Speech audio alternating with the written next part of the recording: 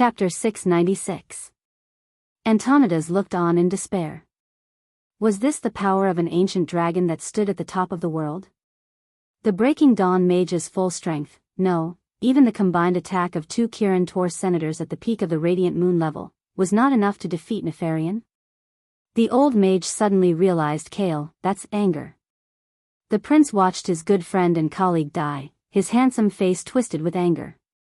However, when he raised his chin, he did not have the courage to look Nefarian in the eye. Blasphemer! Leave the Dalajan eye behind. The prince tried to attack Tyren directly, but a death knight who quickly moved in front of Tyren blocked his magic. As if to vent his anger at the death of his good friend, the elven prince raised and separated his hands that were filled with magic power. Almost at the same time, the death knight began to scream in pain. His limbs were torn off one by one, separated from his torso. The shocking scene made Antonidas regain his senses.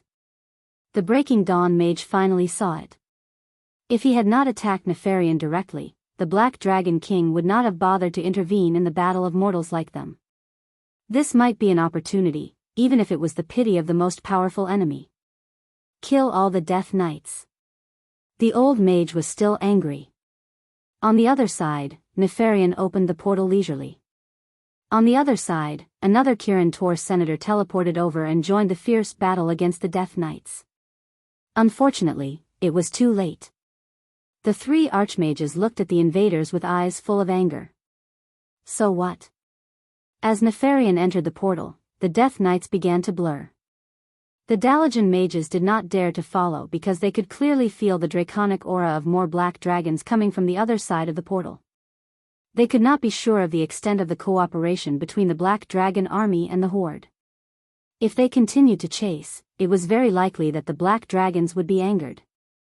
It was very likely that they would set the entire Violet Castle on fire before the Red Dragon army arrived. A few more mages arrived, but just like their chairman, they fell into a dejected silence.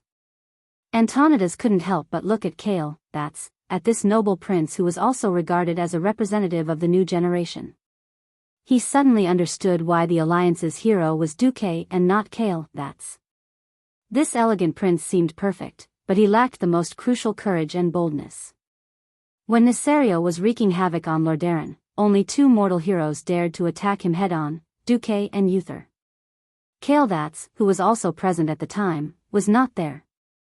However, Antonidas did not have the right to criticize Prince that's because he, too, lacked the courage to fight a godlike enemy.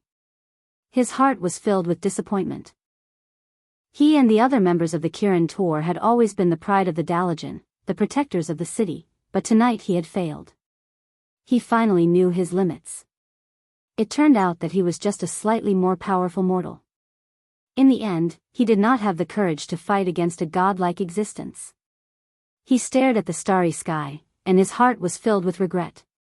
After all, he had watched the enemy take away the Dalajan's eye, one of the most powerful artifacts in the city of mages. Antonidas knew very well what it meant to lose this artifact. When Duque had visited, he and Duque had discussed this issue. The Dalajan's eye represented supreme arcane power. It could provide the most powerful source of power for the dark portal. The Sardra's scepter represented supreme control. It allowed Nahazul to easily control every bit of power that was poured into the dark portal. The Book of Mediv depicted the spatial barrier structure of the entire planet Azeroth. With it, Nahazul could open the dark portal in any corner of the planet Azeroth, including the main cities of every kingdom. Fortunately, we only lost a divine artifact, Antonidas comforted himself. Soon, he was slapped in the face. The sentinel sent by the Red Dragon Legion to the tomb of Sardras in the Endless Sea sent a magical image. A terrible demon had been defeated. It was killed by a group of heroic orcs. It could be clearly seen that the orcs had taken a long stick from one of its claws. It looked like a spear with a wooden handle and a silver tail. The long stick was inlaid with a huge gem that emitted a dazzling white light. There were many sharp thorns gathered on the gem. The brilliance of the gem made the darkness in the room pale in comparison. From time to time, the gem would emit sparks, but in the end, it would disappear into the darkness. Obviously, that was the Sardra's scepter, the artifact that Zul had dreamed of obtaining. Within a day, 2 of their most important divine items were stolen by the tribe. As a result, the news of Grom Hellscream leading a counterattack in the Silverpine Forest and the Blackhand brothers leading an army to attack the Redridge Mountains were both shocking news. The higher-ups of the Alliance finally realized that the attacks of the entire horde in the Eastern Kingdom were actually all feints to cover up their actions of stealing the artifacts. Of course, they didn't know that the purpose of Zul stealing the 3 artifacts was just to escape. But in any case, the terrifying possibility of their king being directly blown up was enough to drive them crazy. Those useless Dalajan mages. They actually let the artifacts be stolen even when they knew that something might happen. But that's Nefarian, the king of the Black Dragons. Who can deal with him? If we gather all the power of the Dalajan and Kuel Salas, no matter how the higher-ups of the Alliance discussed, everyone had to look at Karazhan. Duque was the last line of defense of the entire Alliance. If even the Book of Mediv, that Duque was in charge of was stolen, the entire Alliance would probably fall into endless panic. No one thought that the pressure on Duque was even greater. This was because Duque had to face the artifact, Gul Dan's skull. He couldn't beat him, so he had to kill the Lich King Zul. Standing on the scorched land in front of Karazhan, Zul looked at the tower in the distance that was shining with mysterious arcane light, but he wasn't nervous at all. He couldn't hear the howling of ghosts when the wind blew against the wind, because the sound of the wind couldn't compare to the whispers echoing in Zul's ears. He held the head in his hand and looked deep into the hollow eye sockets. Then he heard Gul Dan's voice. To Zul, the voice that came from the soul seemed to have a life of its own. Chapter 697. Even though Gul Dan was dead, he still hoped to do what he did when he was alive, and make his former mentor lose his mind once again. However, Zul would never be fooled a second time. In the past, he was too gullible. He believed in Gul Dan and Kil Jaden's illusion, which made him inadvertently betray his people. It was guilt that made him give up his power, and it was fear of Kil Jaden that made him give up pursuing Gul Dan. The funny thing was that Gul Dan thought that he had defeated the old shaman. My good disciple, open your eyes of the soul and see who is still alive. Who still holds the power of the entire tribe. And who died, and was reviled by millions and millions of orcs, aha. He whispered to the head. As he spoke, Zul laughed. Zul had never been a weakling, whether it was the former number 1 orc shaman or a warlock who had lost his shaman powers. However, even with the skull of Gul Dan, that had absorbed part of Sardra's power, Zul still did not dare to attack Karazhan head-on. Relying on Gul Dan's memories, he knew very well how terrifying the magical defenses of Karazhan were. Although he did not know to what extent the weak Duke Marcus could use Karazhan's defensive system, Zul's cautious personality made him not dare to take risks. Fortunately, he did not need to take risks.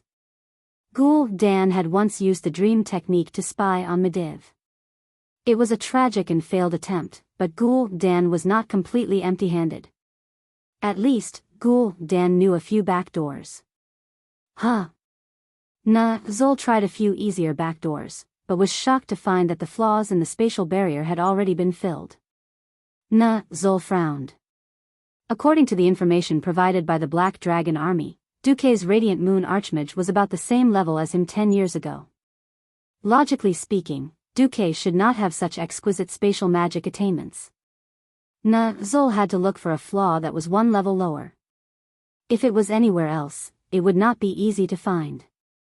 Don't forget, Karazhan itself was the most active area in the entire Azeroth space. Every day, there would be hundreds of large and small spatial cracks in different areas of the Mage Tower. Some were so small that they could not pass through at all, and some were death traps that could crush any creature. It took Zul a full hour to find a crack that he could safely pass through. Found it. With a gentle wave of his hand, a dazzling spatial passage appeared in front of him. He waved his hand gently, and a dazzling spatial passage appeared in front of him. That's right, when Gul Dan established the Storm Predator clan and the Shadow Council, many of the backbones came from Zul's Shadow Moon clan. At that time, Zul had lost power. Many shamans turned into warlocks and sought refuge with Gul Dan, but there were still many warlocks who chose to support Zul. After Orgrim took advantage of Gul Dan while Gul Dan was unconscious to clear the shadow of the Shadow Moon orgs under Gudon. Gul Zul. The 4 powerful warlocks continued to reinforce the spatial passage, while 2 warlocks summoned several fiend guards with the height of 2 people and blue skin to take the lead and rush over. Feeling the intense elemental fluctuations coming from the other side of the passage, Zul did not care. He gently blessed himself with a huge magic shield and strode in with his head held high. Evil must be destroyed. It was a deep female voice. When his vision returned to normal, the first thing Zul saw was a huge stone female giant. She was casting golden holy flames, and almost instantly killing the demon guards that rushed forward. His 2 high-grade warlocks could not hold on any longer. Zul was a little embarrassed. In his imagination, Duque was at the same level as his 2 subordinates. Who would have thought that he would be restrained by the otherworldly creature that guarded the other side? Humph. Zul gently raised the skull of Gul Dan in his left hand. He used the unparalleled evil magic in the skull to cast a summon. The space in front of Zul twisted, and then a creature that came completely from the void appeared. He could have summoned a powerful demon, but unfortunately, he did not dare to use the power of the demon too much. He was worried that his summoning of a powerful demon would attract the attention of Kill Jaden.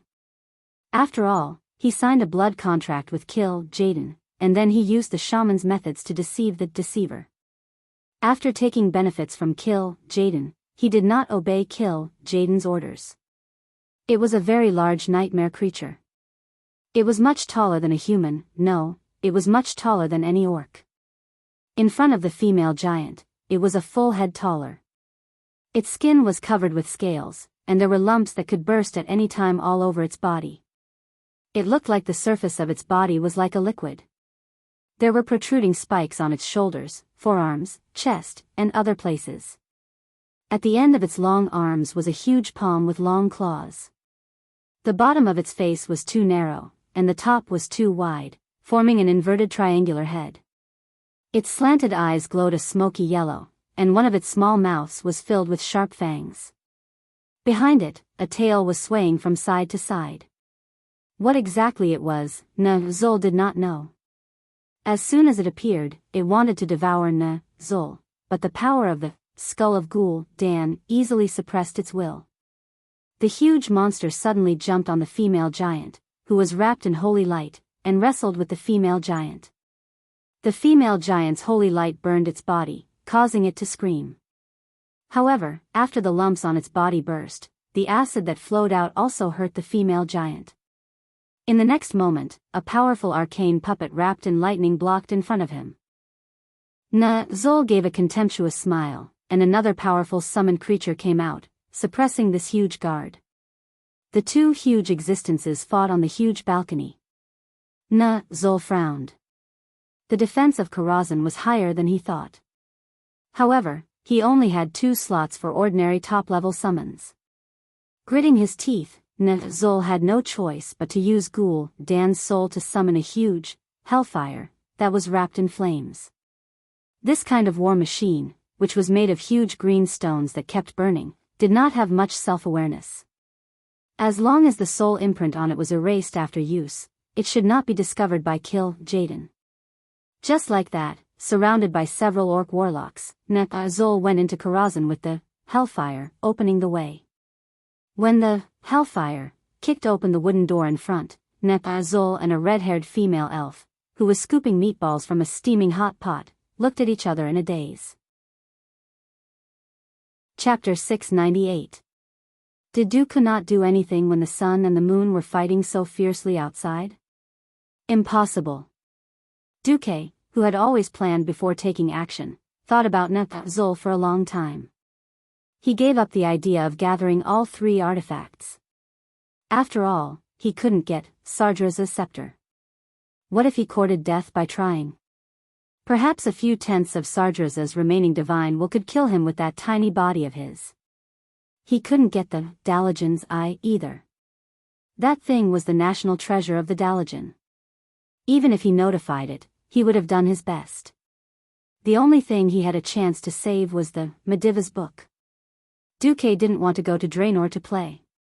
He wasn't afraid that he would go to Draenor after beating up Kill Jaden's adjutant and his army commander.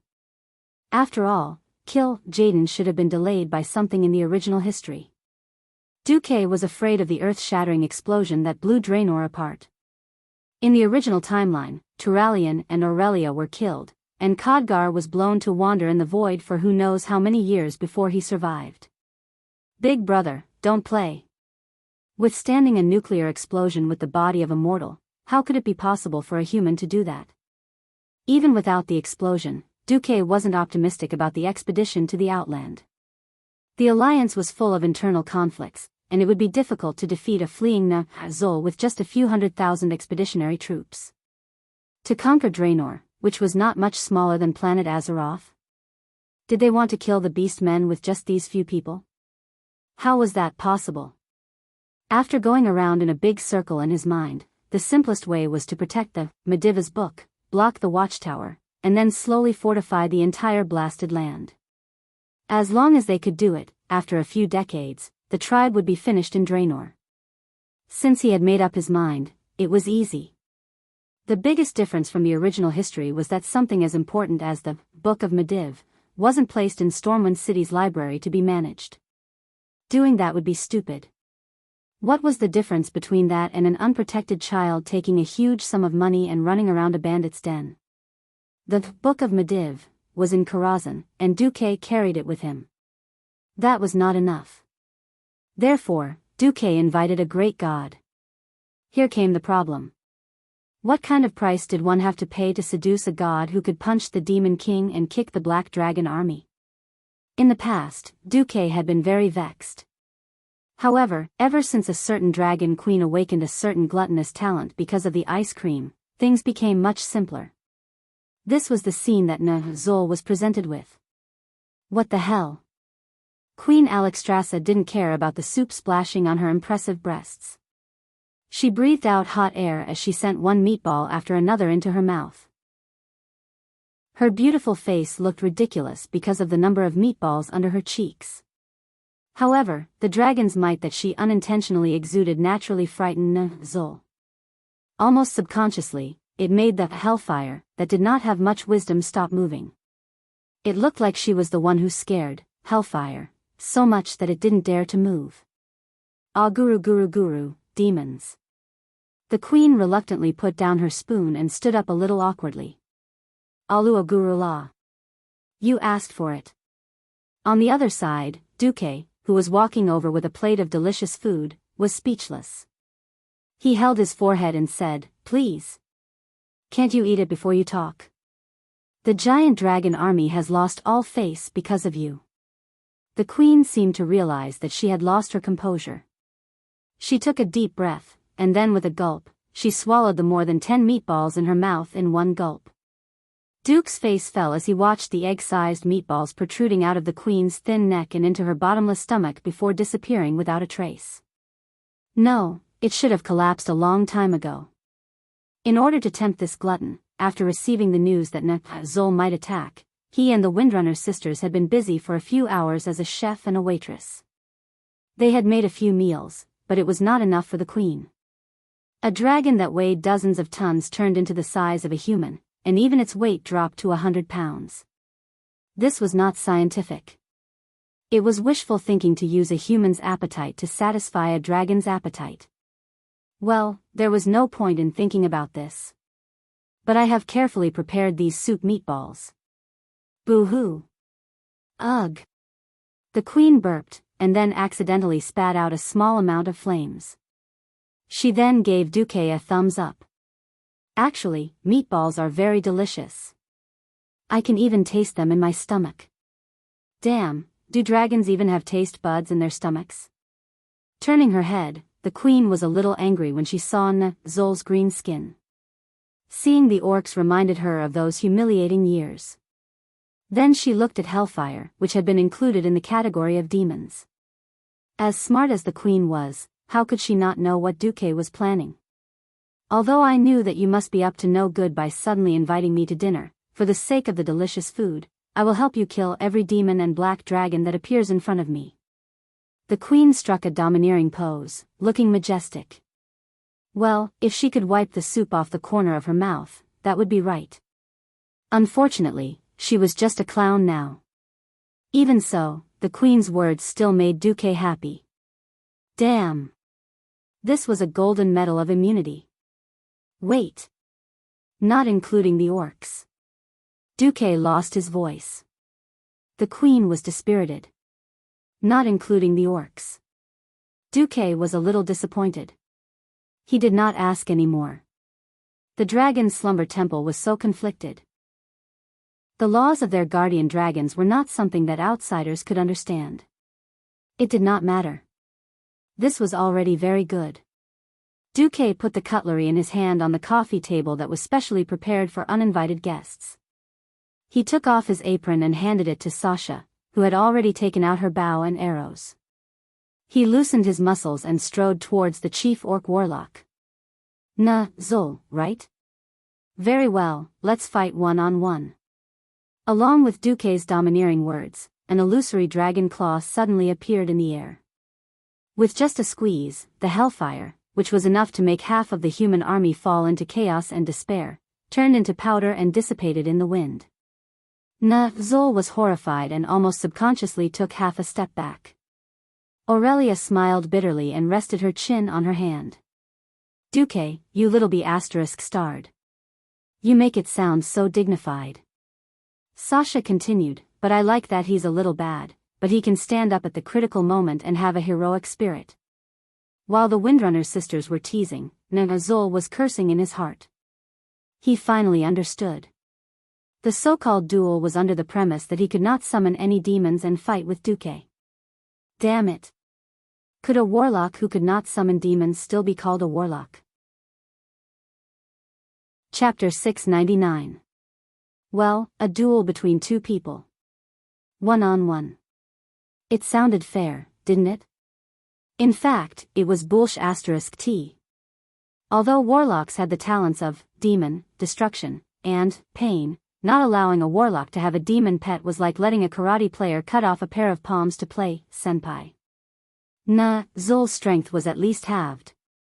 Since ancient times, warlocks had relied on hellhounds to disgust the mage to death.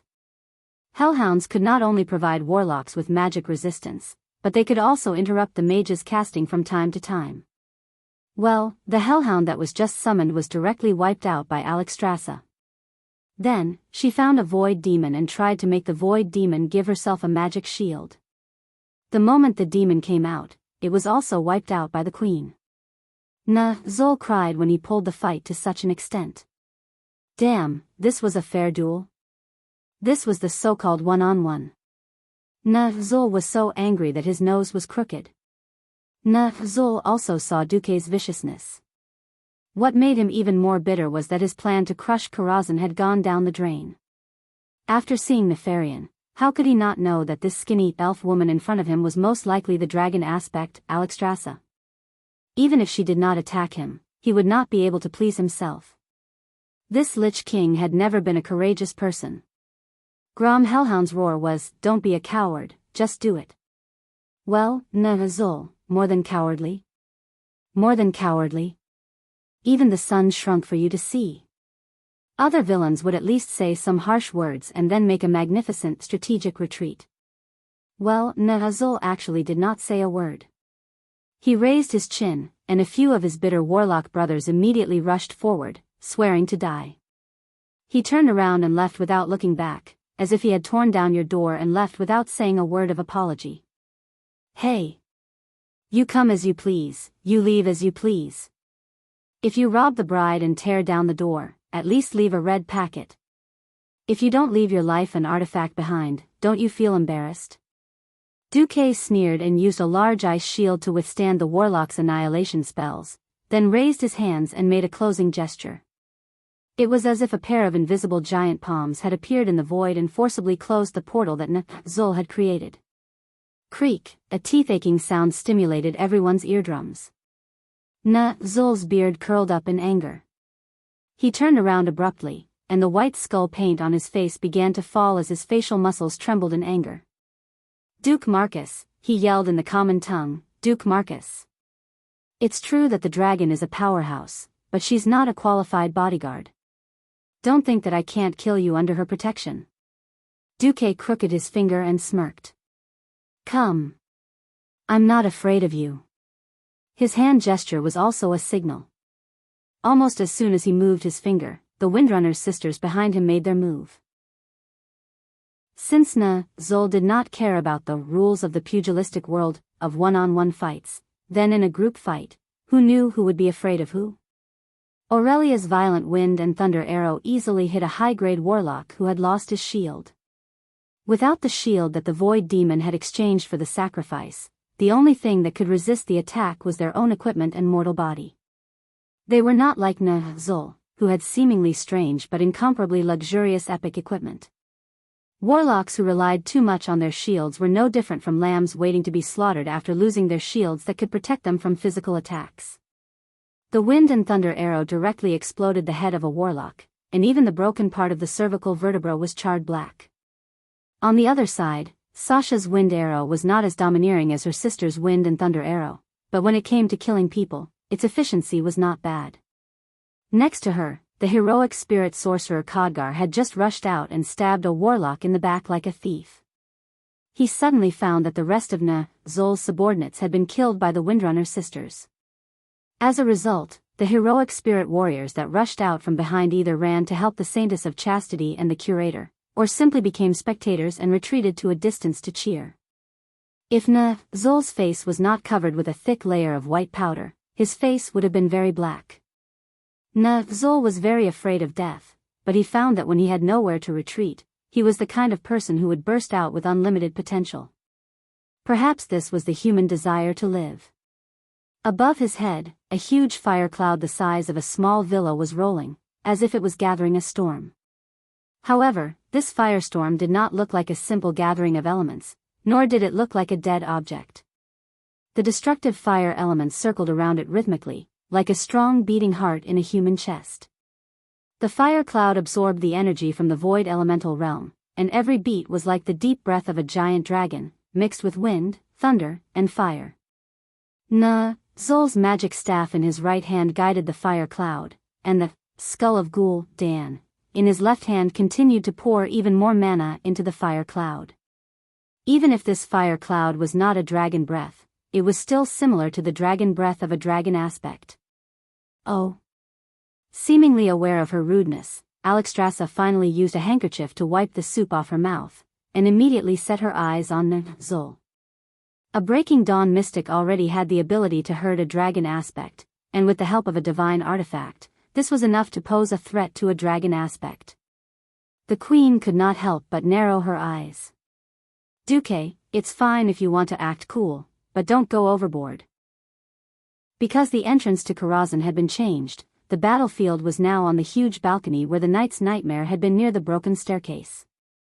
At this moment, the sky above the balcony seemed to be divided into two distinct sides. On one side, there was a red curtain of destructive flames that lit up the atmosphere. When the fire cloud rolled and rolled, the high-temperature flames seemed to be able to burn through the sky of Karazhan, and even the illusory space behind them had to be ignited. The other side was illusory and blurred. Half the sky was flashing with purplish-blue arcane light, and delicate mage hands were turning from illusory to real. This process was neither fast nor slow, and people could easily see that these hands were not only holding magic staffs that everyone had seen before, but also some that they had not seen before. Does Duque have so many magic staffs? Sasha was a little confused. I don't know. I only recognize the Grand Marshal's battle staff, and the Jordan's staff. Aurelia was also confused. Today, Duque was holding the Tidahak Step of Time, with 4 sharp horns. It was completely black, and the body of the staff emitted a blue and white light.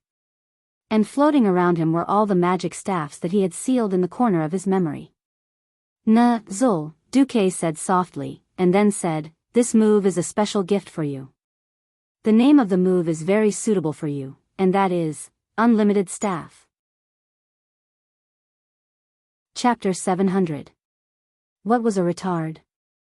Zul was a classic example of a retard. Jaden threw out a blood contract, and he foolishly went to sign it. If he was cheated by a swindler, it could be said that he was momentarily blinded by greed. Perhaps he could win a few tears as a victim, but what about after he gained power? He actually did not want it and hid. He did not go to clean himself up and become a tribal hero like Grom, nor did he have enough ambition like Ghoul Dan to go all the way to the end. Ghoul Dan knelt down and came out of the mountains out of fear of death. For a guy with such a weak will, it was no wonder that he lost to Arthas in the original history. Even with the fusion of the will, it was still the idiot's will that dominated. Calling Zul a retard was letting him off easy. So to a certain extent, the unlimited staff represented Duque's disdain for him. On the other hand, it implied the importance Duque attached to Zul. Don't look at how Duque set up the Dragon's Gate and used the Foodie Queen to make Zul bleed. Unfortunately, the Queen could only help to this extent. The strength of a dragon aspect was inseparable from the iron law that it had to abide by. This was also the instinct that the Titans of creation had imprinted in the deepest part of their souls when they created them. In the end, Duque still had to rely on his own radiant moon strength to fight against the Breaking Dawn warlock Zul, who had a divine weapon. Wasn't it very difficult? If it was anywhere else outside of Karazhan, even if Duque could resurrect and run back to his corpse, he would not be able to defeat Zul even if he died 10,000 times. Zul, who held the skull of Ghoul Dan, was like a nuclear power plant with sufficient fuel that could generate almost unlimited power. How could Duque, a radiant moon wizard who used a boiler to generate power, fight against Zul? Fortunately, this was Karazhan. Duque, who had successfully controlled Karazhan, was fighting against Zul with the power of the entire wizard tower. In this case, there was a new possibility. That was to forcibly exchange an exaggerated amount of quality for an opponent's. Before that, there was a prerequisite, and that was to not let Zul's pain magic extinguish first. Although curses dealt continuous damage, for someone as small as Duque, a single hit was equivalent to an instant kill. As expected, Zul was not a good person. The moment before the fire cloud was launched, Zul's left index finger flicked stealthily. Without a sound, without a trace, a pile of curses quietly flew towards Duque. If not for the system notification, Duque might really have fallen for it. The next moment, the Windrunner sisters had already retreated 100 meters away and were hiding by the door. After Duque's transformation, Karazhan was like a world for every district. Other than the simple visual and weather that were common, each district was actually in a different space. As for Duque, he had already created more than 100 copies of Duque. True mirror image, infinitely small version, the Duke standing on the spot looked like he was suffering from dozens of incurable diseases. After letting out a blood-curdling scream, he clutched his chest and fell to the ground in pain. He twitched a few times and died. If there were not more than 100 Duque watching, the Windrunner sisters hiding by the door would have been scared half to death. F***CK. He's dead. Was it poison? Was it poison in sh**t? Pfft. No matter how stupid Duque number 233 is, he wouldn't eat sh**t, right? No need to ask, it must be Zul. Yes. Despicable and shameless. Zul was stunned. He almost thought that he had fallen for an illusion. He was not a country bumpkin who had never seen illusion spells, nor had he never seen the Sword Saint's mirror image spell. However, to his knowledge, even though the mirror image spell was extremely lifelike, it was still a few images that were exactly the same as the real person. They had no physical body and would not leave footprints on the ground. They could only deceive enemies who were slow and had poor dynamic vision. When had he ever seen such a lifelike mirror image that looked exactly like a real person? No, this was no longer a mirror image. This was simply a clone. It was like a clone with an independent personality. Not to mention Zul, even Khadgar who had lived for more than 10 years, Windsor who had lived for more than 1,000 years, Aurelia who had lived for more than 3,000 years, and Alexstrasza who had lived for more than 20,000 years were stunned when they saw this scene. That's right. These were not simple clones. These were the scolding clones that Duque had recorded a lot of dialogue and actions in the system. Duke's doppelgangers scattered in all directions. They even flew into the sky and pointed at Zul as if they were poking him in the face and spitting at him. I hate shameless and cowardly people like you the most. It's really bad luck for the tribe to let you be the great chief. Do you really think you can escape with the Book of Mediv? Idiot, have you forgotten the blood contract you signed with Kill Jaden? Retard. Even if you run to the ends of the universe, Kill Jaden will still find you. Zul's body trembled like a sieve. He never thought that these top secret things would be known by Duque. These words that struck his heart were like a nightmare to him, who was already mentally fragile. Not to mention that there were more than 100 Duques scolding him at the same time, creating a shocking atmosphere of being condemned by thousands of people. Duque, who had used the invisibility spell to hide behind Alexstrasza, sneered. Bumpkin Zul. Have you never seen how the celestial scolding clones destroy a good young man? Then you should see it for yourself. The foodie queen tilted her head and looked at the invisible Duque with a surprised expression. Duque blinked. Of course, he did not expect to hide from the Red Dragon Queen, whose senses were so sensitive that they exploded. The queen said, I suddenly realized that you can actually be quite mean sometimes. Duque used the moral integrity that Archbishop Fao had passed on to him and replied in a holy manner, is that so? I only use bastard tactics on bastards. Aurelia said. Sister, should we consider changing men? Sasha said. Let's observe for a while. On the other side, seeing that the scolding was almost over, the Duque suddenly made a move. Together with the staff of the magician's hand in the sky, countless different kinds of magic blasted out. Scorch, shockwave, flame blast, frost arrow, arcane impact, arcane missile. In addition to these, there were also elemental attacks similar to the shaman's power of wind and thunder.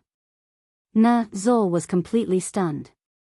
If it was a single element, he could still use the corresponding element and use his higher and more concentrated magic to bully Duque. High-level mystery could easily defeat low-level mystery.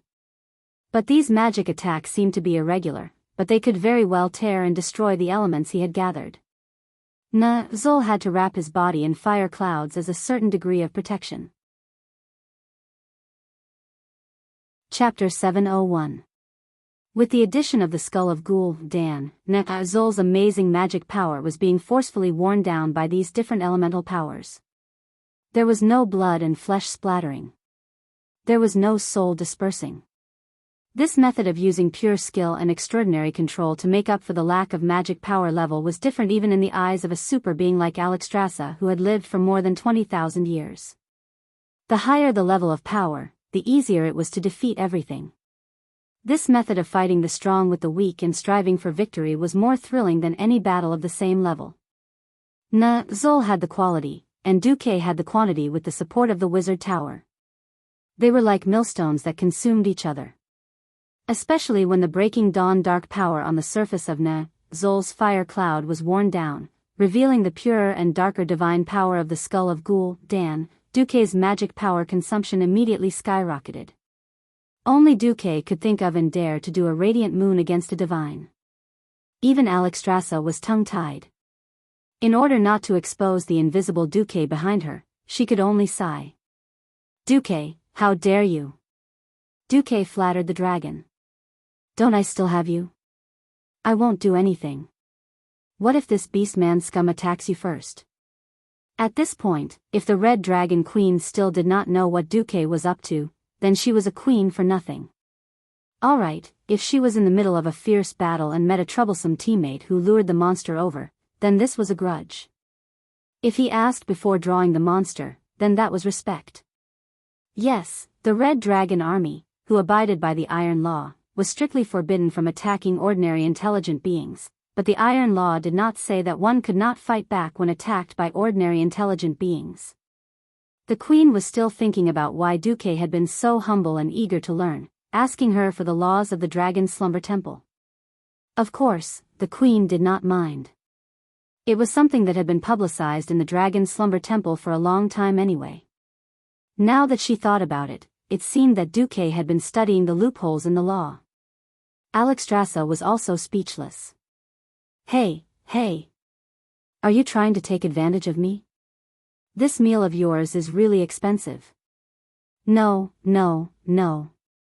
You don't have the heart to let me, a top chef who's so kind, so righteous, and so passionate about the world of Azeroth, perish just like that, right? Duque acted shamelessly. It was obvious that she was threatening him with a long-term meal ticket. Oh, no, it was seduction. The Windrunner sisters were also snickering. This was the different way of doing things brought about by different perspectives. The dragon race abided by the rules. They looked at the iron rules all day and thought about what they could not do. Duke, a modern man, was like a cunning lawyer in the modern world. His way of thinking was that as long as it was not forbidden, he would do it. Moreover, the punishment was not severe. As long as there was enough profit, he would do it. That's right. Duque was instigating and leading Alexstrasza astray. Of course, she knew that the orc warlock in front of her, who was filled with evil energy, was not a good person. However, adding a new race as an enemy required the unanimous approval of the Dragon King's Council. However, Duque had opened a new window for her. She was also hesitant. She did not know if this was the beginning of some kind of depravity. After all, many times the devil tempted people to commit crimes. It was also a small mistake, starting from small principles, and then slowly sinking. Duque saw her hesitation. This is just an insurance. I never thought of forcing you to violate the principles of the Dragon Slumber Temple. Even if you don't do anything, I still have a 60% chance of taking care of Zol. Duque did not force the queen to make a choice immediately because Duque also realized that it was likely to involve the high issue of conscience. The people in the Azeroth Justice Camp were still very mindful of their conscience. It was true that Duque wanted to borrow the queen's power, but if he did not do it well and the Red Dragon Queen violated the original history and really fell, it would not be fun. Did they not see how fierce Arthas, who was originally a paladin, once fell into the Death Knight? On the other side, the fierce battle had also entered a white-hot stage. The air of the platform was filled with a nauseating pungent smell. The smell was more destructive than the dragon's breath, stimulating the sense of smell and taste of every creature present. On one side, there were hell-like flames, and on the other side, there was a gorgeous magic attack like a grand fireworks show. When the two different scenes intersected in mid-air, there was a huge dividing line in the center, like a crack in space. This was not a simple optical illusion. This bright belt of light was slowly pressing towards Zol, and at the same time, constantly devouring Zol's scattered magic power, gradually cutting off the connection between Zol and the fire elemental realm. This is impossible. Zol was so shocked that the muscles on his face trembled violently, causing the white powder on his face to fall in large chunks, revealing half of his face that was more horrible than an old witch's makeup. This could not go on. Zol's timid nature had determined that he was never a person who would fight fiercely. He was more willing to see the enemy play their cards and then kill them in one fell swoop. Unfortunately, now, he had observed for a long time and did not find any flaws in Duque. Every Duque seemed to be real. They drew magic power from different places and then transformed it into magic attacks. Compared to an illusion, Zol was more willing to believe that these were true avatars of Duque's soul that had been cut into countless pieces, and at the same time, held a part of Duque's power and soul. Come, judgment of destruction. Suddenly, more than 90% of the volume of the fire cloud wrapped around Zol, and the next moment, the cloud of fire exploded. It was as if someone had thrown 1,000,000 grenades into the air and exploded them. The eyes were full of splashing flames, and these rockets filled every corner of the air. Within a radius of 100 meters, there was no room for anyone to dodge. Countless Duke's ice shields were broken. Except for those Duke who had time to open the ice barrier, most of the Duke screamed and fell, and then turned into illusory magic dust. Aurelia, who was hiding behind the door with only half of her head poking out, was stunned. If the real Duke was not secretly hugging her third sister's waist and winking at her from the other side of the door, she might really have been scared out of her wits. Suddenly, she felt that the mage had ice block, the thief had cloak, and the knight had invincibility. These three professions were all F***king gangsters. At this time, a Duke appeared triumphantly, and then the moment he appeared, he was hit by 20 curses, and died in a second. Duke bared his teeth. Fortunately, he did not go out to show off, or else he would not know which curse he died from. Damn, according to Luo's words, this was a big move, right? After a big move, there was still such combat power? He really deserved to be called the first Lich King. Chapter 702. In the past, when he played games, Duque never understood why bosses often had several stages. Now that he thought about it, it should be because every strong boss had their own trump card that could turn the tables. There was no such thing as defeating the world with one move. He used Alexstrasza to destroy Zol's demonic sea and used the system elf to control the doppelgangers to continuously deplete Zol's mana.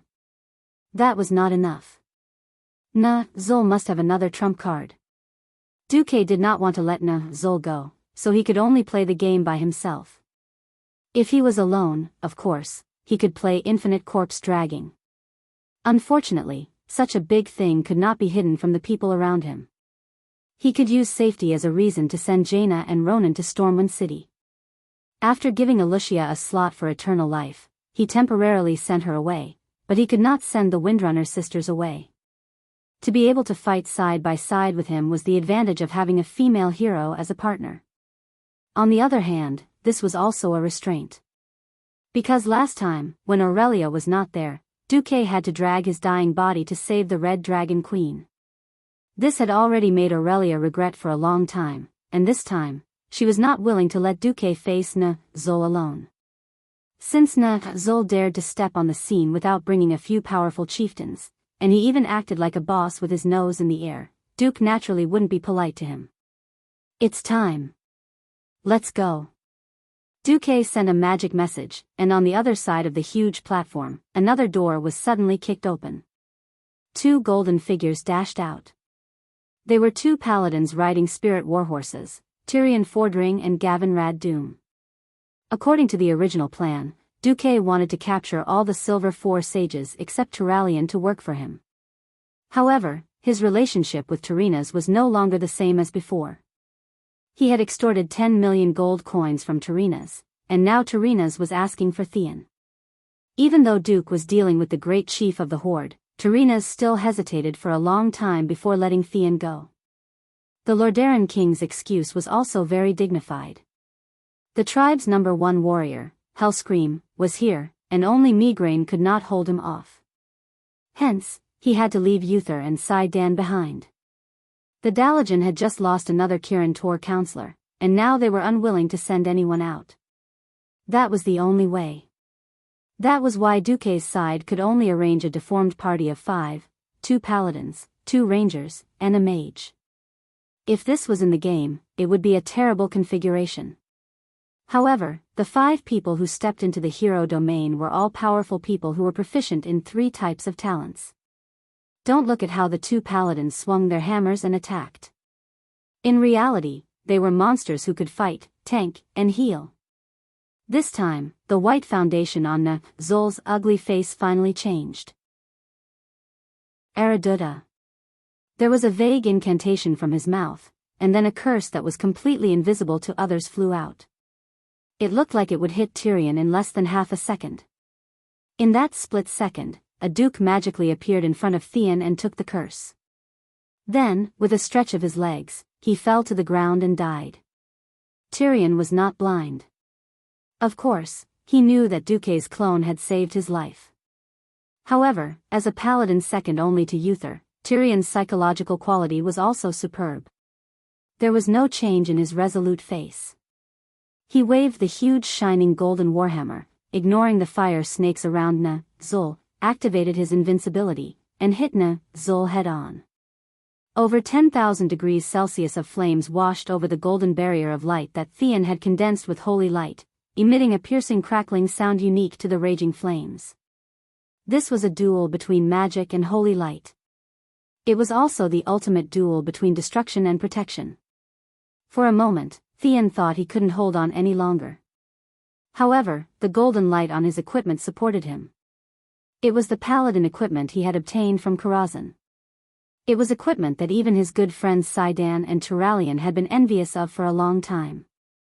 As one of the 5 silver saints, the belief in the holy light was an important factor, but equipment was also a part of strength. A large cluster of frost arrows shot out just in time, temporarily suppressing Zul's raging flames. In the name of the holy light, I will punish you. A golden hammer descended from the sky, approaching Zul's head at high speed. Zul did not know about the paladin's skills, but in his heart, he predicted the arrival of the final judgment. No. Unable to hold back anymore, Zul hardened his heart and activated the ivory eagle necklace around his neck. The giant beast's teeth, which had been refined with the power of shamans and then reinfused with the power of evil demons, had unimaginable defensive abilities. In a single breath, a total of 7 mysterious barriers appeared. At this moment, the storm of arrows from the Windrunner sisters arrived. Swoosh, swoosh, swoosh, swoosh.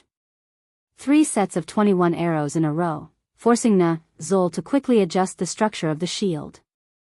From protection against blunt weapons to arrow protection and elemental protection.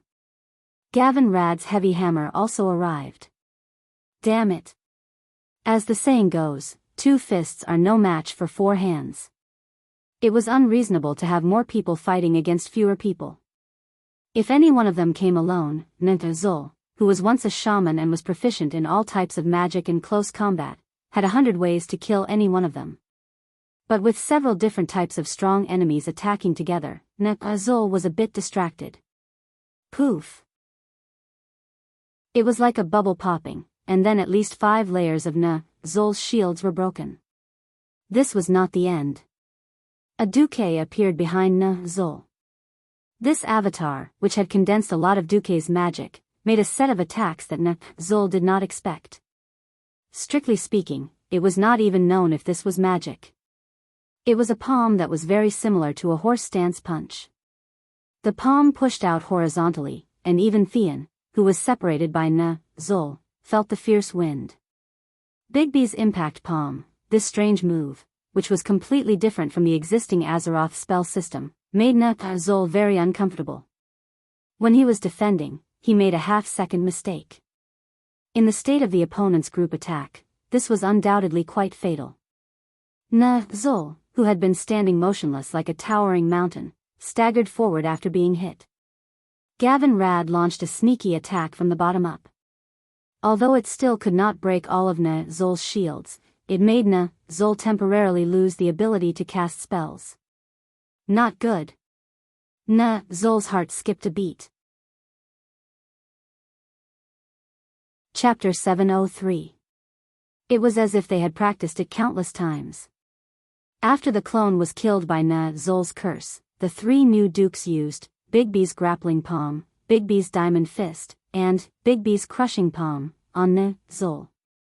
In the eyes of the onlookers, Zul was beaten up by a monk, a new profession that had yet to appear in the Eastern Kingdom. A palm strike caused Zul to lose his center of gravity, and Gavinrad sent him flying with a hammer. Then, Duke number 2 followed up with a grappling hold and grabbed him again. Then, he used his fist, which was as big as a water tank and had a high concentration of magic power, to add a heavy blow at close range. Finally, he used the stance of the rising dragon fist to hit Zul's chin. A series of actions were completed in the time it takes for a spark to fly off a flint. When Zul was sent flying, Everyone was shocked to discover that Duke's doppelganger's rising dragon palm had sent Zul right towards the giant hammer that was descending from the sky. Ultimate holy verdict. Bang! It was an earth-shattering sound. Even through clothes, skin, and muscles, everyone could clearly see that Theon's holy light had completely penetrated Zul's body, from the top of his head to the soles of his feet. Woo! Zul did not even scream. He opened his hideous mouth full of fangs, but not a single word came out. It was done. Everyone knew the importance of magic circuits to a spell-type professional. After encountering the Orc Warlock for the first time in the first year of the Dark Portal, the Dalajan mages waited impatiently for a long time before they successfully obtained an Orc Warlock's corpse. After dissecting it, they concluded that Orc Warlocks, like humans and elves, all had magic circuits. Since the structure was the same, then Theon's holy light penetrated Zul's body and killed his chance of survival. What would happen to a mage's magic circuit when holy light, which did not belong to the natural elemental domain, wantonly rushed into it? The consequence was a state of being unable to cast spells, even more serious than silence. No one knew how many magic circuits Zul had, but it was obvious that the circuits with the spine as the central axis had all collapsed under the impact of the ultra-high purity of the holy light. Perhaps there would be other smaller magic circuits. The main circuit had definitely collapsed. Gavin Rad swung his hammer again. This was not an ordinary holy light attack, but a fatal strike with the power of lightning. Yes, strike while he's down. After hanging out with Duque for so long, Gavin Rad had become a little corrupted. At this moment, the tusk ornaments on Zul's waist suddenly shattered. A few black shadows suddenly jumped out and shot towards the two paladins and the two rangers. Group Death Coil. Death Coil could be said to be a warlock's life-saving move. As long as one was hit, not only would they lose control of their body due to fear and fall into a state of paralysis, the powerful dark energy could also forcibly convert 20% of the damage into the warlock's vitality. This was not just one shot, but 4 shots of Death Coil. Most importantly, an inanimate object would not be able to trigger Death Coil. It was conceivable that if the vitality of all 4 heroes was absorbed at the same time, Zul would definitely recover in an instant. At this critical moment, the movements of the 4 guys were surprisingly consistent.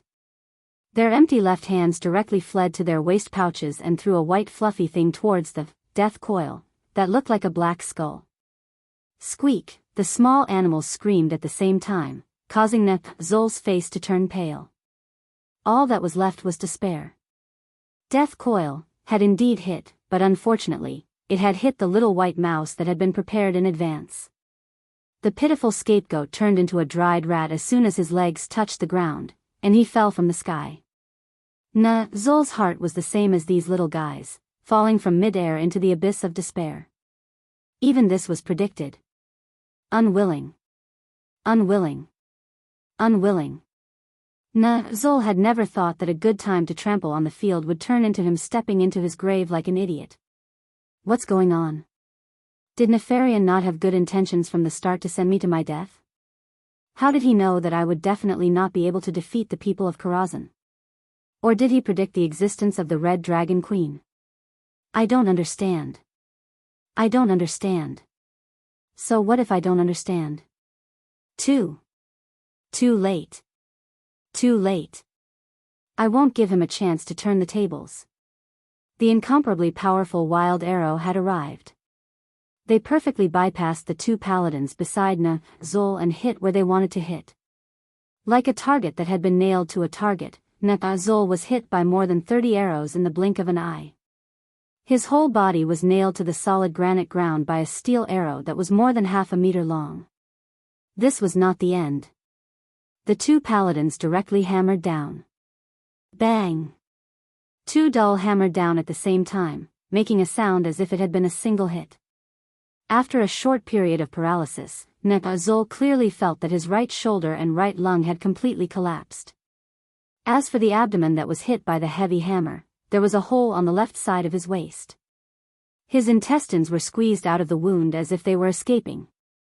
No, the blood and lung debris that came out of his lungs quickly filled Zol's throat. He could not even say half a word. However, a mystic did not necessarily need words to activate magic. In his mind that had not completely collapsed, Zol said a few words, "The dark portal. Save me." An accident that Duque absolutely did not want to see happened. The last sound that came out of Zol's heart turned into a distant cry. It was not a cry of a human, a cry that was not a living thing. It was a cry at the level of the soul. However, it caused a reaction from the dark portal in the faraway cursed land. Rustle, rustle, rustle. In the cursed land, every orc that was camped along the south side of the dark portal ran out of their tents in horror because they felt the vibration from the dark portal. The chiefs looked at the pillars on both sides of the dark portal in astonishment. The huge statue of the mage holding the sword was actually trembling slightly. On the ground, the red gravel rose and fell like waves. Everything seemed to be foreboding something. All of a sudden, the door of darkness in the cursed land closed, and the tribe that was trapped there lost all the support from Draenor in an instant. The orcs cried out in shock. The one who could not accept this fact was Duque. He opened his red eyes wide and watched as a huge all-like unknown object pierced the sky above the platform. A deep spatial passage that looked like a black hole opened in an instant. The dark portal responded to Zol's call and was using its incomparably brutal power to try to pull Zol back from the space of Karazhan.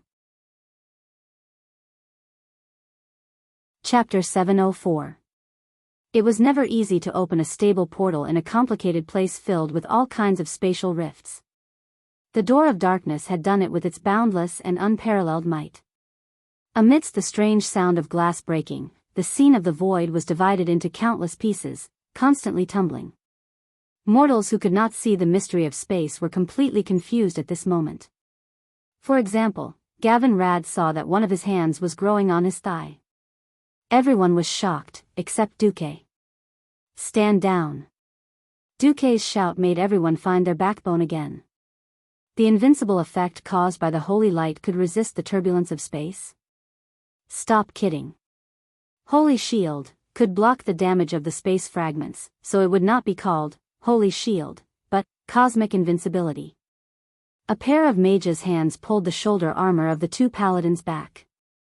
Immediately, the two paladins took advantage of the force, kicked their legs at the same time, and directly dodged the space fragments that were just a few centimeters away. Ha ha ha. Zol coughed up blood while laughing wildly. He was afraid of death, so how could he not have a backup plan? The dark portal was his backup plan. That's right, the dark portal itself was a dead thing, and it did not have its own will.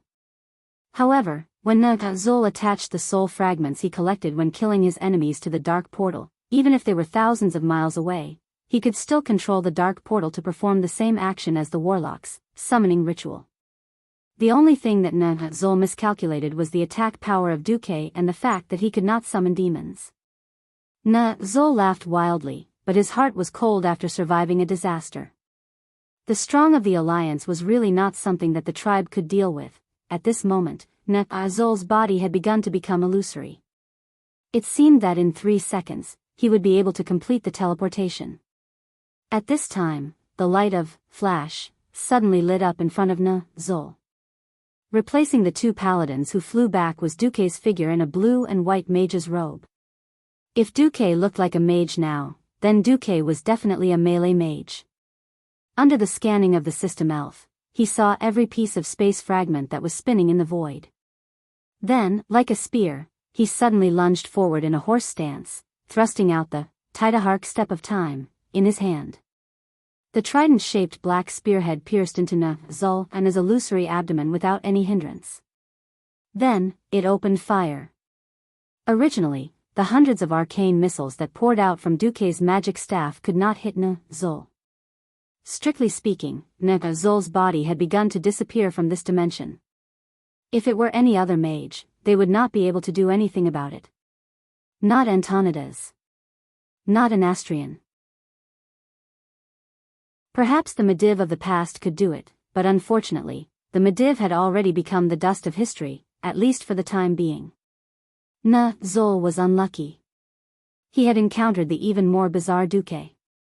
Duque did not have the destructive power to destroy the world, nor did he have the supreme magic power of ultra-high purity.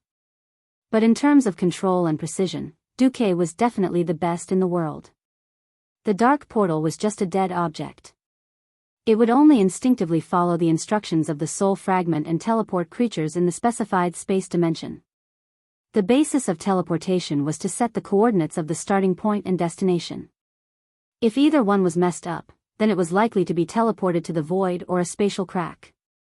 Duque could not stop the teleportation of such a high-level divine object like the dark portal, but it did not mean that Duque could not do anything about it. What he did was to control Karazhan and slightly change the coordinates of the surrounding space dimension. Yes, if you want to teleport 10086, then I give you 9527, then you will definitely be in a mess. To completely teleport a person away, it seemed to be an instant, but in fact, it had to scan the entire body at least 100 times every second. Otherwise, if there was any error, even if the teleportation was successful, it would be a pile of meat paste. What Duque destroyed was this process. It looked like an arcane missile attack, but in fact, each shot contained a chaotic space coordinate. He was interfering with the judgment of the dark portal. Ah! What did you do? No! No! No! Zol screamed, but he could not stop the dark portal from stopping the teleportation process for his safety. Under the surprised gaze of everyone, the turbulence in space stopped, and Zol's body quickly solidified from an illusory state. No, no, no. The dark portal, you idiot. Teleport me away. Zol was still calling out to the dark portal through the soul fragment.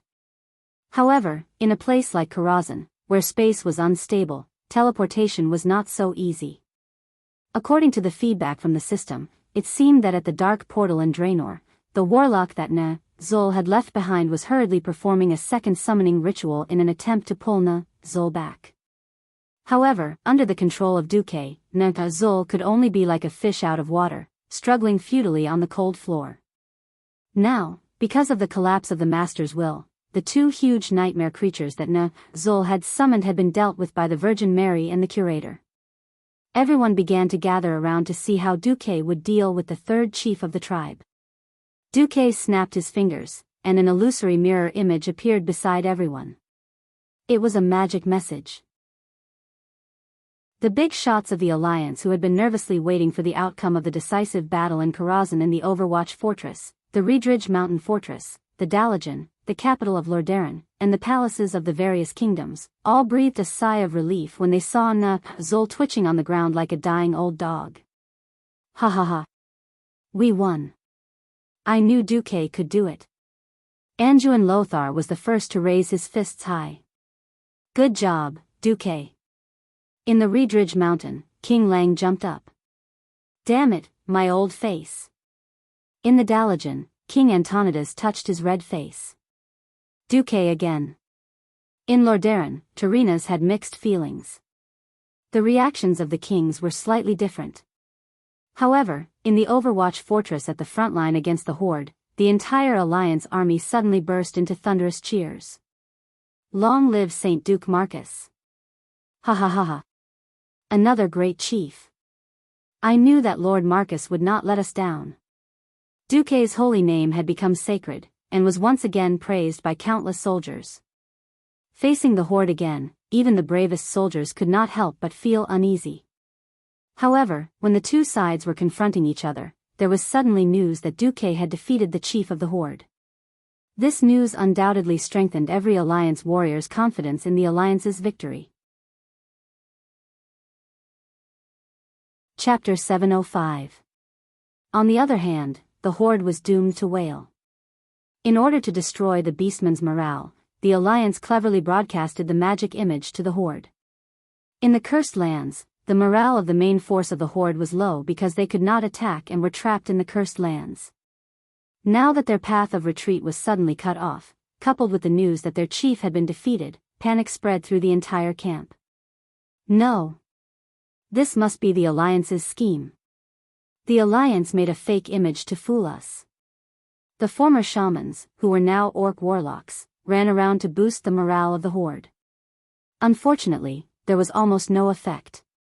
The main force of the horde this time was made up of Kilrog Deadeye's Bloodring clan and Kargath Bladefist's Shattering Palm clan. These two clans that returned from the battlefield could be said to be the strongest in the horde in terms of combat power.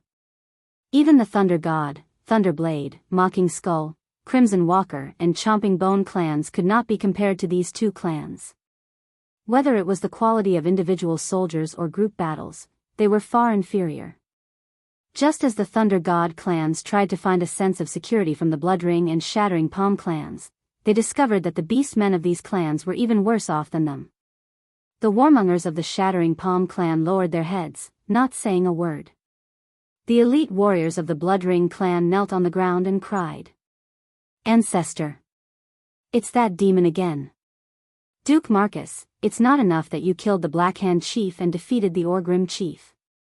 Do you still want to kill our third chief? It's over. It's over. We can't defeat that Duke. The Thunder God and Thunderblade clans could only reign supreme after the publicly acknowledged strongest clans were gone. After all, it had only been 2 years. Most of them had not forgotten the glory of the Blackrock and Warsong clans. Now, through word of mouth, they knew that Duke Marcus was the super demon who wiped out the Blackrock clan, chased the Warsong clan into a ravine and killed and captured 2 chiefs. Looking at the dead dog like Zul in the huge mirror, the morale of the orcs completely collapsed. The news of the orcs falling into chaos quickly spread to the watchtower. This is a good chance. Let us defeat the horde in one go. Let our Lightning Tank Legion take the lead. Muradin Bronzebeard danced with excitement. The little man could not wait to recreate the glory of the Scorching Gorge. Sure. Taking advantage of the chaos to kill the enemy was a judgment that every qualified commander must have. Anduin made the decision on the spot. Wait. He couldn't use all of them. The dark portal is a little dangerous, Duque called out to Lothar through the magic transmission. Danger? But fighter jets. Duque, give me a convincing reason. The opportunity was fleeting, and Anduin could not let go of such a great opportunity. So what if the Door of Darkness was restored? As long as they could heavily injure the elites of the tribe who were trapped here, they would definitely be able to deal a blow to the tribe's morale. Duque thought for a moment and gave a plausible reason. Zul can remotely control the dark portal, and I have yet to remove his soul control. The mana contained in the Gate of Darkness is too powerful. I'm afraid that it'll be dangerous. You can't use everything you have. After that, it seemed that the magic communication was interrupted by some kind of spatial interference, and the communication was cut off. What happened? Muradin asked. It's not a big deal. Karazhan is located above an unstable crack in space, and it's common for magic communication to fail. In the past, it was very difficult for us to Mediv, and we often had to send people directly to them. In the past, when it was the worst, Karazhan had to seal the tower directly because of the fluctuations in space. It's not unusual for us to be unable to contact Karazhan for a year or 2. Anduin was telling the truth. Since he was the commander-in-chief, they didn't ask any further. However, when they were ready to attack, there was a disagreement. When everyone saw Anduin put on his helmet and looked like he was going to fight, they were indignant. Please, Sir Lothar, you're the commander. It's not the Battle of the Scorching Canyon now, and the front and center formations have collapsed. Why do we need the commander to go directly? The old General Haas smiled and stopped Lothar. Turalian also advised seriously, if we need the commander to go personally to defeat the enemies of chaos, wouldn't it seem that we generals are too incompetent? Yes, yes. Commander, you have enough meritorious service, let us young people get some credit. Ha ha ha ha. Muradin, the damn dwarf, also joined in. Anduin's face darkened. Muradin, come out. The others can call themselves young, but Muradin, you old bastard, you're almost 100 years old, and you still have the nerve to act young in front of me. Among the dwarves, Muradin was just a young man, and he did not have the slightest self-awareness of an elder. Remembering that he was a great-grandfather among the humans, he immediately shrunk his head. Okay, I admit my mistake. Seeing that everyone was not going to let him go, Anduin had no choice but to comply. Turalian, lead 1,000 cavalry to flank the east, and Haas, lead the Eagle Knights to flank the west. Both sides are probing attacks. If the orcs are not panicking, then don't rush. Muradin, cover the fire. Turalian and Haas saluted at the same time. Yes, sir. Only Muradin was extremely depressed. His dream of charging the tanks was temporarily ruined. In various places, the Alliance launched a counterattack. In the Red Ridge Mountains, Reginald led Duque's private troops out of the fortress and launched an attack on the Black Tooth clan. The Black Hand brothers were killed until they cried for their parents. Tirisful Woodlands, Briar. While Wother and Grom were fighting fiercely, Mograine led the army to launch a counterattack, vowing to destroy the entire Warsong clan here. It was conceivable that in a short time, news of victory would come from all fronts. No one would have thought that Duque would encounter such a huge problem. It was true that Duque and the others had beaten Zol like a dog, but when they were dealing with him, something strange happened. No, I don't want to die. I don't want to die. Don't come over. The great chief of the third generation was actually so afraid of death that he was inferior to a little orc girl. At this moment, even the two paladins, Gavin Rad and Theon, had a look of disdain. The joy of defeating such a great chief was incomparable to Lothar killing the Black Hand and Turalian taking down Orgrim. I don't want to die. I don't want to die. Zol struggled to get his injured body as far away from the great devil Duque as possible. Duque sneered. We won't kill you. We will only imprison you, no. I don't believe you, you devil who murdered millions of orcs. Chapter 706. Puff. Duque was speechless when the Warlock King, who used demonic powers, said that he was a demon. Just as Duque was about to do something, Zol's words made Duque's heart almost jump out of his chest. No. I don't want to die. Kill Jaden. Save me. For a moment, darkness enveloped the entire space. A gloomy voice echoed around Duque and the others. Save you? Of course, I will, in the way of the Burning Legion. Kill, Jaden sneered. Demon Commander. Alexstrasza couldn't help it this time. She strode out and stood beside Duque. Come out. Scum of the Burning Legion, let us have a good fight. On the other side, Duque gritted his teeth. He wasn't sure. In the original history, Zol was the last to seek death, and was teleported to an unknown void before he was caught by Kill, Jaden. Why did this evil god come out now? Kill, Jaden spoke again. Fight. Ha ha ha. I don't have time to care about you, little Azeroth lizard. However, since my poor contestant is chanting my holy name, wouldn't I be letting down my title of the Deceiver if I don't do anything? Heh heh heh. Deceiver? Yes. Demon Lord Kill, Jaden was a member of the highest class in Eredar. His evil was as chilling as his power. His status was like Sargeras 25,000 years ago. The most powerful warrior of the Titan race was selected by the Titans. Like Archimonde, he was one of Sargeras' left and right hands.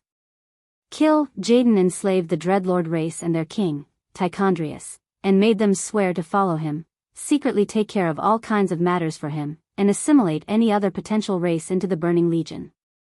Every world that was invaded by the Legion was left with only flames and ashes. The Legion led by Archimonde was invincible, and its scale and destructive power were unparalleled. All of this was inseparable from Kill, Jaden's wisdom and strategy. He was a disguise master that left a deep impression on people.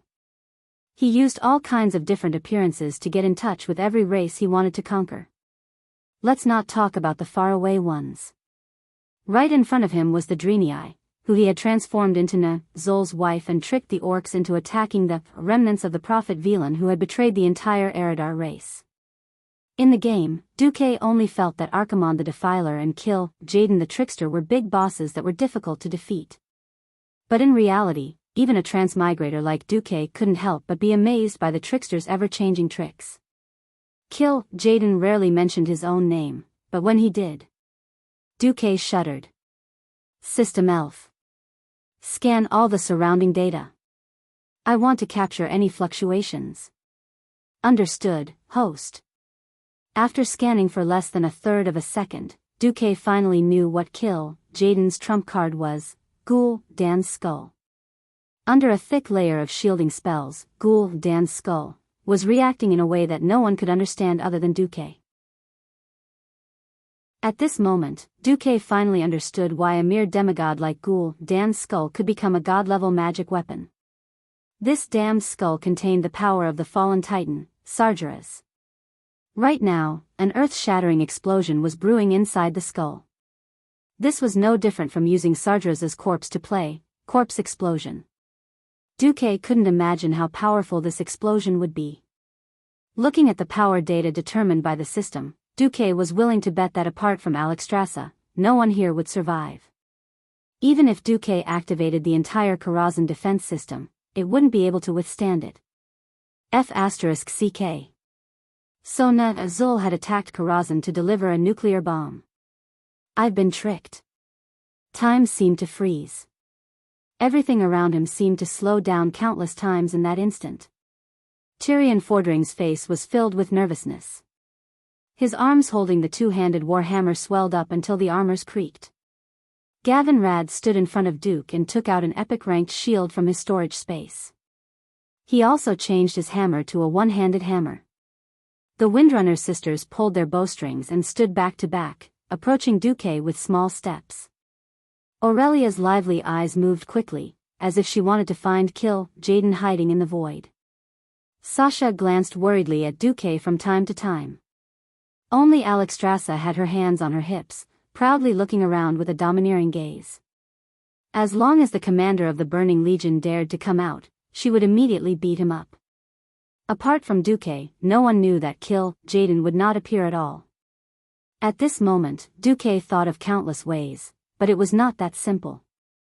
They were like unlucky people who had swallowed poisonous grass. Even the venom had seeped into their blood vessels. It was not something that could be spat out just by washing their stomachs. At this critical moment, Duque suddenly glanced at Azul, who looked like he was dead. Several fangs were emitting a faint red soul glow. Yes. I got it. Didn't the dark portal want to save Azul? If you want it, I'll give it to you. In the blink of an eye, dozens of Duque's doppelgangers appeared. They made various movements. This time, not only did they disturb their own people, but even Kill Jaden, who was peeping at Duque and the others through Azul's soul, was confused. Only one of Duke's doppelgangers rushed to Azul's side and kicked Azul, who was still holding the skull of Ghoul Dan in his hand. The doppelganger kicked Azul's stomach. Ah! The third great chieftain screamed, and his whole body flew up. In the next moment, the void behind him suddenly opened, and a dark portal with a ferocious snake-shaped sculpture on the door beam appeared in front of everyone. Duque?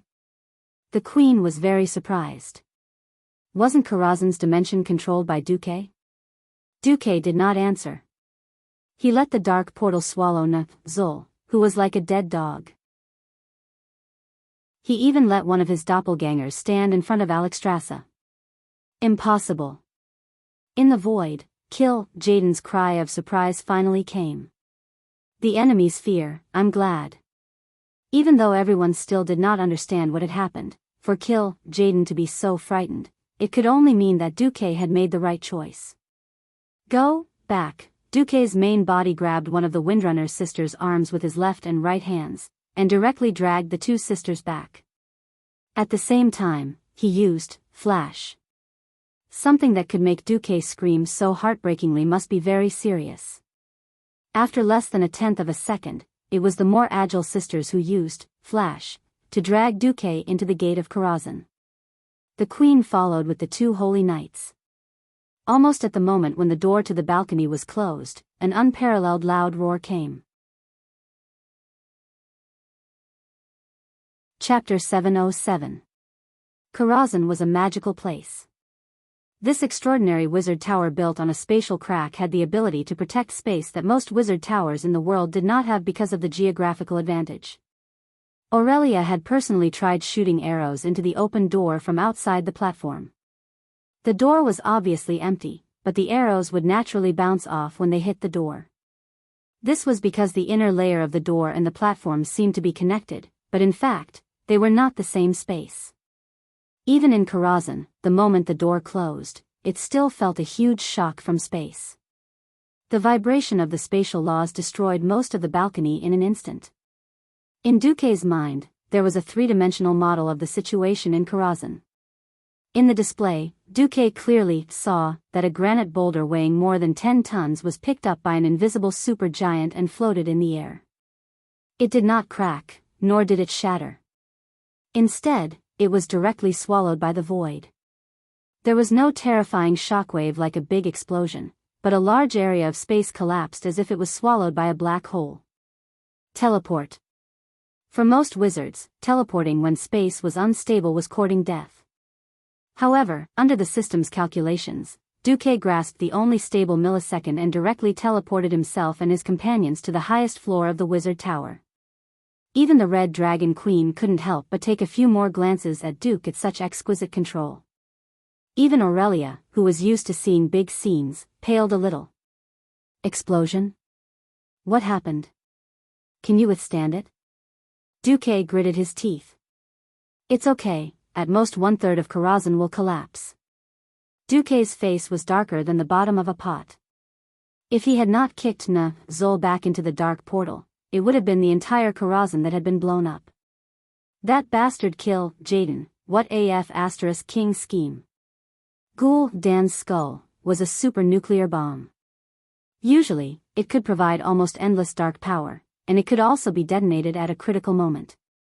In the original history, it was this thing that worked together with the dark portal that blew up the entire Draenor into pieces. Now, it was being used as a nuclear bomb to blow up Karazhan. Duque could imagine what would happen after Karazhan, an important part of the Azeroth dimensional barrier, was destroyed. The dimensional barrier of this planet was also a huge magic circle created by the Titans of Creation. Within the formation, the dragon aspect and the dragon race's power would be greatly amplified. If Karazhan, one of the spatial nodes, was destroyed, it would undoubtedly affect the entire magic circle. Of course, for the Burning Legion, it would be even better if they could kill one of the dragon aspects, Alexstrasza, in one go. That bastard kill, Jaden, he actually predicted that I would ask Alexstrasza for help. Duque was trembling all over. He had been tricked. Without a doubt. This was the first time Duque had been fooled since he entered the world of Azeroth. Duque, who had been successful in every endeavor because he grasped the trend of history, finally suffered a small setback under the sneak attack of Kill Jaden, one of the final bosses of the Burning Legion. It wasn't that Duque hadn't thought of this possibility. Unfortunately, as he changed the history of the world more and more, many things were beyond his control and budget. This was the best proof of that. Originally, Kill Jaden would only appear to take away Zol's soul after he was defeated. He didn't know if it was because Duque had crippled Kazak in one go and slapped the faces of Kill Jaden's 2 female adjutants, causing the 2 coquettish bitches to go and complain about him. In the end, it directly led to Kill Jaden personally making a plan. It seems that we've been tricked. Alexstrasza sighed. Yes. Duque's face turned green. The queen patted Duque on the shoulder. Don't blame yourself too much. You've already done very well. Even I didn't react just now. If I had taken that explosion head on, I'm afraid I would have been seriously injured even if I didn't die. When the queen said this, the people around her all felt a lingering fear. Think about it, this kind of big explosion that could be felt across several dimensions. How could a mortal small body withstand it? The queen continued, for you to be able to do this at such a young age is already a miracle. There's no need to insist on miracles among miracles, understand? Duque's clenched fists finally relaxed. Understood. Speaking of which, what's going on outside? Sasha asked weakly. Duque quickly let the system check, and the results disappointed him. Sorry, the spatial turbulence is too serious. We have temporarily lost contact with the outside world. However, this explosion came from the dark portal on the other side of Draenor. It was like this when we were just connected, I'm afraid over there. Planet Draenor was probably going to explode just like in history. Duque's guess was right. It was precisely because Zul had placed the summoning ritual at the dark portal on the other side of Draenor. So when the skull of Ghoul Dan exploded, the first thing to explode was the dark portal on the other side. The orcs who were entrenched near the dark portal on Zul's orders fell into the deepest despair. Most of them didn't even react to the sudden explosion. In that instant, the originally calm dark portal suddenly had an extremely intense reaction. The black light it produced devoured all other colors in the world, making them unable to see anything. They could only vaguely hear the sharp howls of the wargs and the exclamations of their companions, but none of the orcs knew what was happening. That terrifying sound was quickly replaced by a rumbling sound.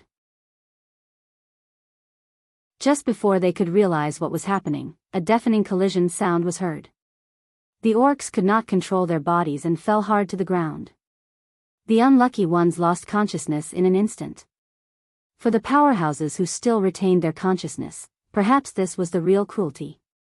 As they struggled to breathe in pain, they suddenly found that the darkness had dissipated. When they immediately looked in the direction of the dark portal, it was already gone. The giant sculpture that guarded the dark portal had become a pile of stones that did not look the slightest bit similar.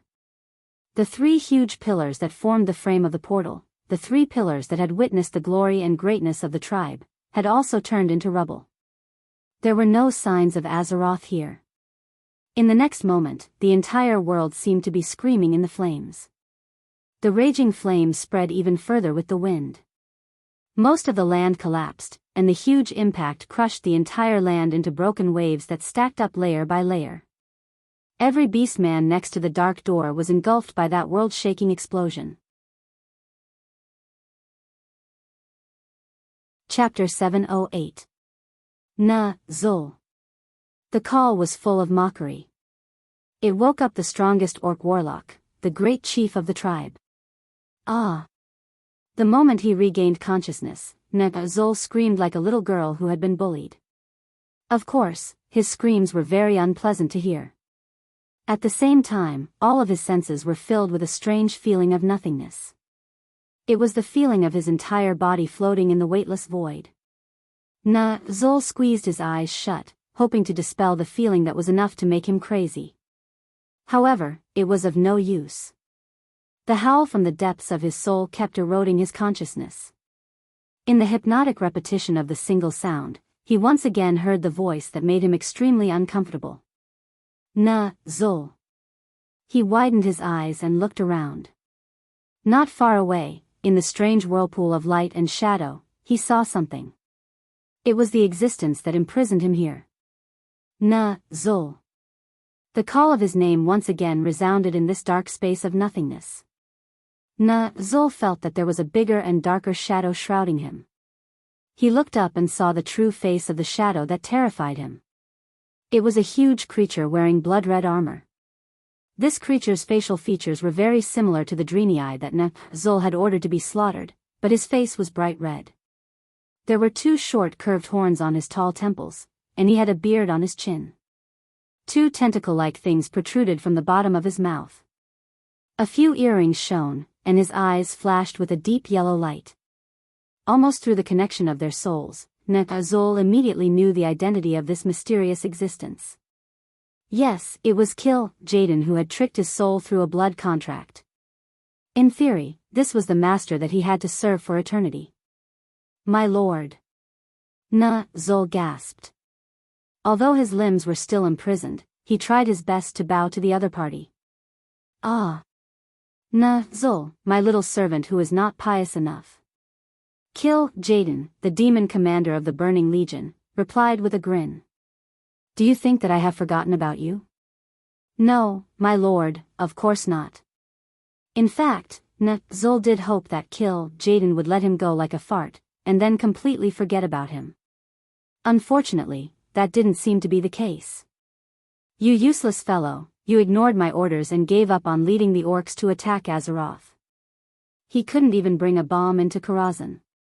If it wasn't for your cowardly, summoning ritual, Azeroth would have one less annoying dragon aspect. You've disappointed me, and you've made me pay an unnecessary price. Do you know that?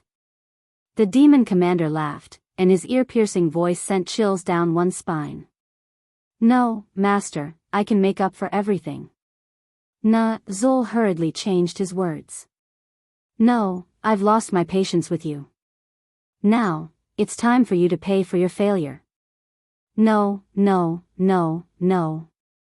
The void echoed with Zol's screams. Pieces of flesh and blood were torn from Zol's body. The souls of the dead surrounded him and dug into his soul with their claws. Flesh and blood splattered everywhere, hovering in the air not far away. In the next moment, the flesh and blood returned to Zol's body, making his body as good as before. Then, it was torn apart again, and the cycle started again, along with the cruel torture. Kill, Jaden's laughter continued to echo, and his huge demonic body also trembled with the laughter. That terrifying and strange laughter was enough to make Zol's soul and will collapse. This was just the beginning of the nightmare. In Karazhan, Duque sighed. He didn't need to think to know that Zol must have knelt down and become Kill, Jaden's toy, just like in history. Then, it wouldn't be long before Kill, Jaden, who was tired of playing, coerced Zol's helpless soul, and gave him one last chance to serve the Burning Legion. Otherwise, he would have to endure eternal torture. The weak Zol would once again accept the conditions set by the demon. His soul would be placed into a carefully carved block of ice. This block of ice, collected from the distant distorted void, was as hard as a diamond. The first Lich King was born. However, Duque couldn't care less about these things for the time being. There were too many things to do in front of him. 1/3 of Karazhan had been destroyed, and everything near the ruler's terrace had been destroyed. Even the surrounding stairs had been affected. Well, there were really broken stairs.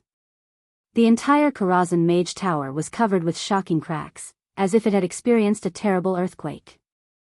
No, this was worse than an earthquake. Because an earthquake would not cause the spatial passage of Karazhan back to Azeroth to collapse. Now, there was no way out, and the spatial defense that had been set up before had almost completely collapsed. Now, a large number of void creatures rushed out of the spatial cracks, simultaneously attacking the main gate of Karazhan and the door of the library. Ha ha ha. An abandoned mage tower. Kill the guards. Rob him. Countless humanoid creatures wrapped in bandages, with their cores shining with mysterious radiance and illusory energy, charged into Karazhan. These creatures, which were 2 people tall, were called ethereals. They were a group of ethereal thieves that wandered the various voids, constantly looking for valuable items. Kill these invaders. Theon rode his Einherjar warhorse and took the lead, smashing down with his hammer. Beside him was Gavin Rad, and behind him were hundreds of translucent Einherjar warriors. Khadgar floated in the air, casting fire magic. Huge fireballs were thrown out one after another, hitting these fellows who valued money more than their lives, exploding into sparks. At the main entrance, Alexstrasza was guarding the gate, and no one could get through. With a flap of her illusory dragon wings, one of the void creatures that was rushing over screamed in pain and flew out of the main gate for nearly 1,000 meters before stabilizing itself. However, it immediately discovered that there was a mysterious flame spreading uncontrollably on its body, burning even in the void. It tried hard to extinguish the flames, but in the end, it was burned to ashes in front of its companions. It took a full 2 hours to destroy no less than 5 groups of enemies. Only then did those void creatures with a little bit of intelligence realize that this strange and mysterious building that suddenly floated into the void was not a pushover. Only then did they leave resentfully or watch from afar. Everyone returned to the top floor of the Mage Tower and gathered around Duque. "How is it?" Theon asked. "Very bad. In a sense, because of the Big Bang, Karazhan was separated from planet Azeroth. Duque rubbed between his eyebrows. Ugh. Everyone's face darkened. Chapter 709. Can we go back? Tyrion asked. I don't know. Because of the big explosion, the spatial passage that was originally connected to Azeroth collapsed. Karazhan can't go back the way we came, and to make matters worse, we've lost the spatial coordinates of Azeroth. We seem to be floating in the universe in the form of a spatial interlayer. This was the biggest headache for Duque. He had never thought that Karazhan could be blown away. In Duque's opinion, Karazhan was at most like the moon revolving around Earth. Now, it was like the moon had been blown out of the solar system. Not only was it not dead, it was blown away. This strange result made even Duque angry. We really can't go back? Alexstrasza said helplessly with her hands on her hips. Aren't you a dragon aspect? Shouldn't you be more capable than a radiant moon mage like me? Duque said in annoyance. Even dragon aspects have specializations, all right? I'm not good at spatial magic. The queen said angrily, speaking of which, you tricked me into coming to Karazhan, but I can't go back. If Azeroth encounters the Burning Legion's general attack, this will be on your head. There won't be a general attack. Duque was very sure of this. At this time, the Titans had not kneeled yet. Sargeras had just been sent into the abyss, and it would take some time for the Burning Legion to integrate. On the other hand, Jaden also needed the scourge to further consume the vitality of the world of Azeroth.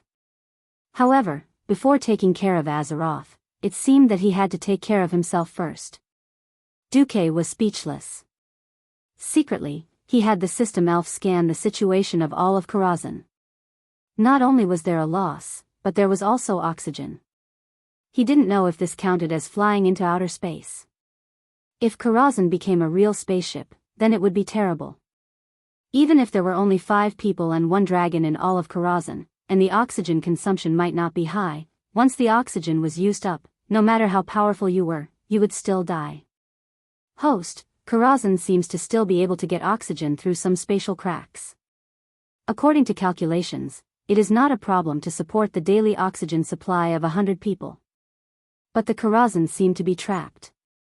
When Duque saw the 3-dimensional space model of Karazhan, which seemed to be entangled by tens of thousands of messy spider webs, Duque almost vomited blood on the spot. Every spider silk was a spatial crack of unknown power. If they tried to force their way through, who knew if Karazhan would be cut into pieces? When Duque projected this scene for the others to see, everyone's faces were filled with frustration. All right, I've heard enough bad news. Is there any good news? Alexstrasza said helplessly. Duque snapped his fingers, and Khadgar immediately said, the good news is that because Master Marcus was preparing to recruit more magic apprentices, he prepared enough food for 1,000 people in Karazhan for a year, as well as various ingredients and seasonings. Karazhan's chief butler, Khadgar, glanced at the Red Dragon Queen. As long as we pay attention to the preservation of food and Her Majesty Alexstrasza's appetite isn't too shocking, we can last for 20 years without a problem. The Queen's chest heaved up and down angrily. Humph. What a rude assumption. The eternal life of a dragon aspect is not sustained by eating. If there is a day when my magic is too low, I can still enter a deep sleep and endlessly stop my life. Stop talking. At most, I'll cook for you when you're awake. Duque silently labeled the Queen as a foodie. That's good news. The Queen's eyes narrowed into crescent moons. What else? Aurelia finally lost her temper. It seems. I can occasionally receive a magical message. Unfortunately, I can only receive it. The message I send back cannot be received. How is the alliance? Gavin Rad asked. A great victory, without a doubt. Compared to the original history where both the Alliance and the Horde suffered heavy losses, the war was even shorter. With Duque's intervention, the war this time was even shorter.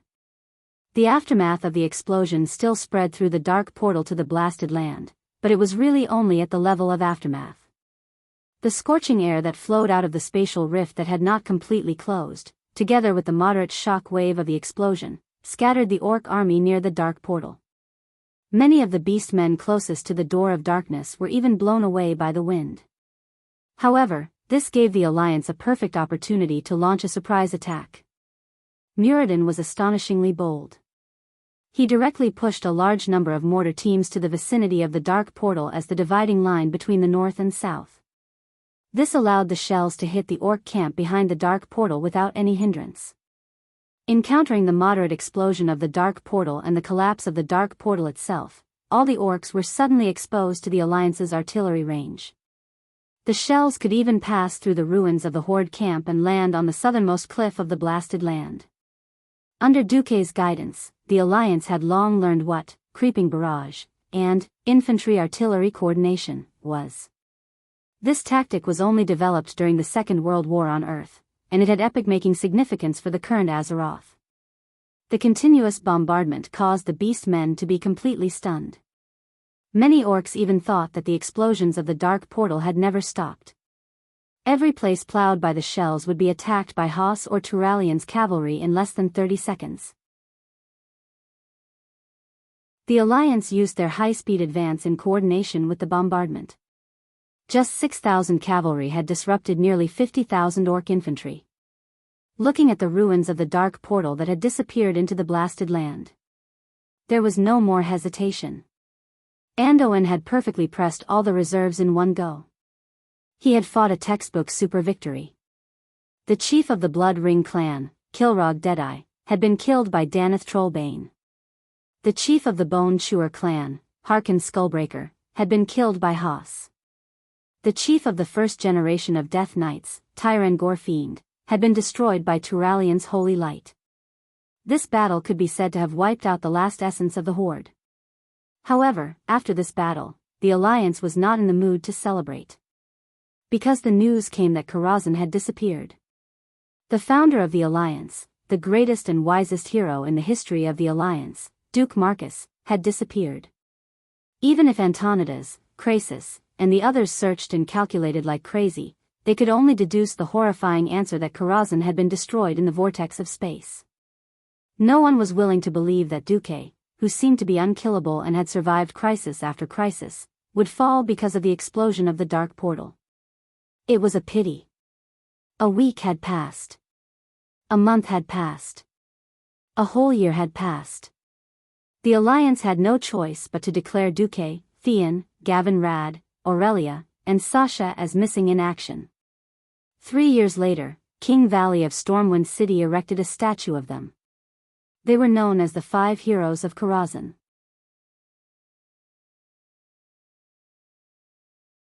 Chapter 710. Time flew. No matter how brave a warrior was, he would grow old one day. No matter how glorious a legend was, it would eventually be forgotten. In Brill's city of the Rotterdam Luntiris Forest, it had now become one of the well-known gladiatorial arenas of the Rotterdam Kingdom. There would be cruel and bloody gladiatorial performances every day. There were a total of 7 gladiatorial arenas of various sizes, and they were all full every day. The best gladiatorial performances were naturally in Rotterdam City. However, the one that was slightly inferior was Brill's city. Now, let us welcome the invincible orc gladiator who has been undefeated for 88 consecutive matches, the brutal Gussa. As the MC shouted through the sound amplification magic, the enthusiasm of the 5,000 spectators was completely ignited. There were people from all directions, including noble local nobles, big businessmen who had made a lot of money, ordinary citizens who came to gamble and try their luck, and even young girls who were supposed to be knitting in their boudoirs. Everyone was shouting with all their might to vent the enthusiasm in their hearts. Gussa! Gussa! Gussa! You have to win. I've bet all my salary for this month on you. Accompanied by the sound of heavy metal chains being twisted, a rather young but incredibly strong orc holding a crude stone axe walked out of the dark dungeon and into the arena outside. In front of him was a piece of black land. No matter how many times he tried it, he could not get used to the smell of blood in it. The blood that had coagulated into sludge had long been mixed with the black soil. There were those of his enemies, his compatriots, and himself. Be it the cheers of the humans or the smell of blood in the ground, he did not care. Shrugging his rugged nose, he shifted his gaze to the opposite side. The MC's voice sounded again. And his opponent today is a terrifying creature from the Alterac Snow Mountain that's even more brutal and inhumane than him. Guess what it is? A huge and powerful creature. Inside had yet to come out, but it had already become violent under the stimulation of the human voices. Bang, bang. Bang, the giant creature had already crazily hit the iron gate, which was as thick as a human's leg. Wah! As the MC wished, the audience let out a series of exclamations. There were cries of surprise from young girls, cheers from merchants, and even more gasps. Everyone, guess what that is? After he had his fill of suspense, the MC finally roared, the incomparably powerful Gusa, his opponent today is the Shattered Ridge Snowman King. As expected, the audience screamed even louder. In the eyes of the spectators, this was no longer a normal duel. A terrifying 5-meter-tall snowman king against a 20-meter-tall orc warrior. This was a battle between an adult and a baby. But there was nothing the organizers could do. Gusa was too powerful. In the past 3 years, he had killed countless opponents. Among the opponents who were slightly close to him, there was no one that Gusa could not kill. Gusa had won too much, and the gamblers could no longer win much money. Even though the odds had reached 10-11, the commoners could still make a small profit even if they blindly bet on Gusa to win. This made the organizers very unhappy. But Gusa was so popular, they could not possibly kill him in private. This was Gusa's last duel. If he did not die, he could only be sold to Rotterdam City and let a stronger enemy kill him. It was said that there were even demonic creatures in Rotterdam's bloodiest arena. However, Gusa's master, Viscount Naris, was still disappointed. Facing the hill-like Snowman King, Gusa was still clean and efficient. When the Snowman King charged over, he immediately used charge and turned into a shadow. He rushed to the Snowman King's shoulder and used Thunderstrike to knock the Snowman King unconscious. Then, he immediately used Whirlwind Slash. After blinding the Snowman King, Gusa dodged the Snowman King's last struggle with an agile little jump. Then, he chopped the Snowman King's neck from the back with his axe. The Snowman King's head flew off just like that. Done. Ah, Gusa shouted in orc language that humans did not understand. Gusa once again returned to his dark and damp cellar. Just as he sat on his straw bed, a deep voice spoke in orc language from next door. You've worked hard, Geyer. No one knew that Gusa's cellar was located in the deepest part of the underground. There was a secret passage just a wall away. If he wanted to, he could break the wall and leave this place at any time. This kind of monster is only enough for me to warm up. Don't humans have any new ideas? Geyer, never underestimate humans. There are many strong humans. Gusa did not care about Geyer's title. Instead, he asked, how many are as strong as you? Orgrim. Orgrim? It's actually Orgrim? Times had changed, and no one would have thought that Orgrim, who was supposed to have died in the underground prison of Rotterdam City, would appear in this small place, and talk to the young orc called Guile so discreetly through the wall. If you are talking about melee professions, there are at least 3. Anduin Lothar, Uther the Lightbringer, and Sedin Dathrahan. These are the human powerhouses that I need to pay attention to. Geyer frowned. Other than the kings of the various countries, they are the most important? No. What I want to tell you today is that, be it the kings of the various countries or these 3 people, they are all trash compared to the man known as the nemesis of the orcs and the archenemy of the Horde. Remember the name I told you. Imprinted into the deepest part of your soul. Because, he is the main culprit behind the Horde's defeat in all 3 wars. Hearing this, Geyer's muscles tensed up subconsciously. Even his breathing became lighter. Orgrim spoke, his name is Duke Marcus. At this moment, near a remote town in the continent of Rotterdam, lightning flashed and thunder roared. Strong winds blew. Countless bolts of lightning converged. The purplish-blue electric snakes twisted and finally carved out a large and standard circle on the ground. It was even rounder than a compass. The outside of the circle was charred black. The green grass and yellow soil were all replaced by black. In the middle of the circle, surprisingly, there was a naked young man. He posed like a statue of the thinker, although his muscles couldn't be considered fit at all. He looked like he deserved a beating. Who am I? Where am I from? Where am I going? Chapter 7:11. Coincidentally, Orgrim was asking Guile the same question in the cellar of Brill's Colosseum. Do you still remember the 3 questions I asked you? Yes. You asked, who are you? Where are you from? Where are you going? Guile replied in a steady voice. Then, have you thought of the answer? Yes, I have. Guile's voice was sonorous and powerful. Speak. Guile stood up abruptly and spoke in the orc language with a thunderous might. I am Guile, the son of the great Frostwolf tribe chief Durotan and the powerful female warrior Draka. I come from the other side of the dark portal, the planet that the humans call Draenor. I want to lead my orc brethren to escape from the human slavery and go to a place where the orcs can rest. On the other side of the wall, Orgrim also stood up excitedly. He and Guile had their backs against each other. Even though there was only a thin wall between them, he could feel the warmth from Guile's back through the wall and into his heart. Very good. Very good. If Durotan and Draka could see you in such a heroic state, they would definitely be very happy.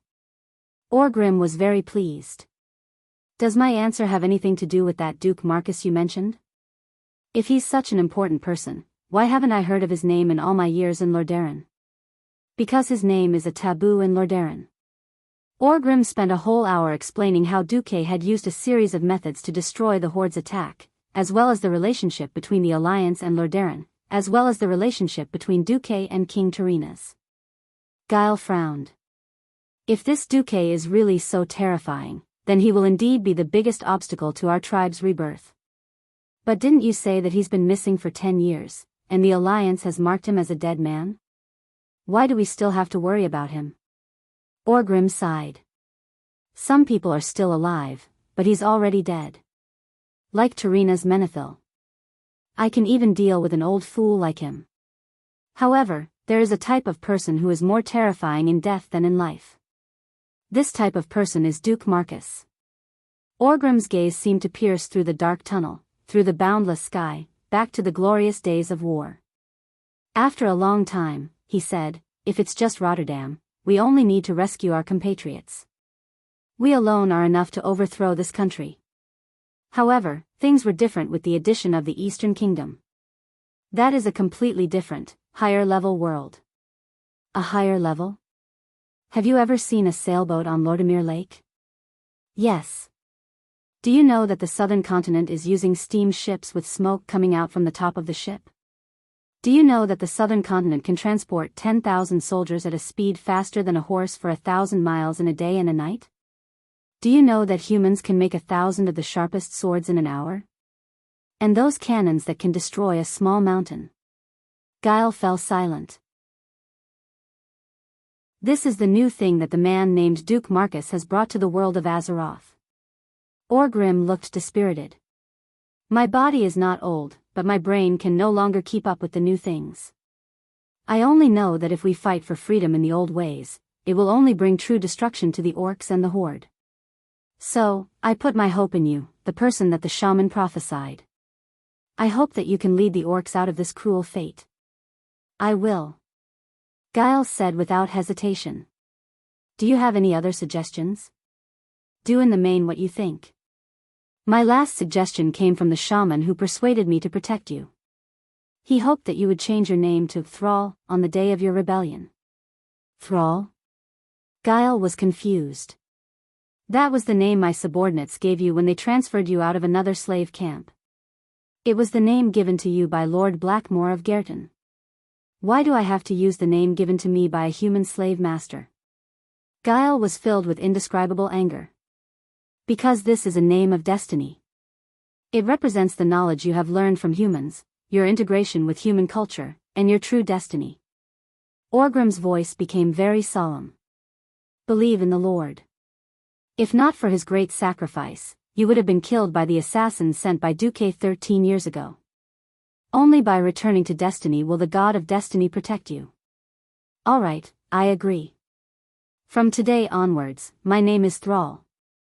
Guile, no, Thrall replied loudly. Very well, you will not regret this, child of Durotan.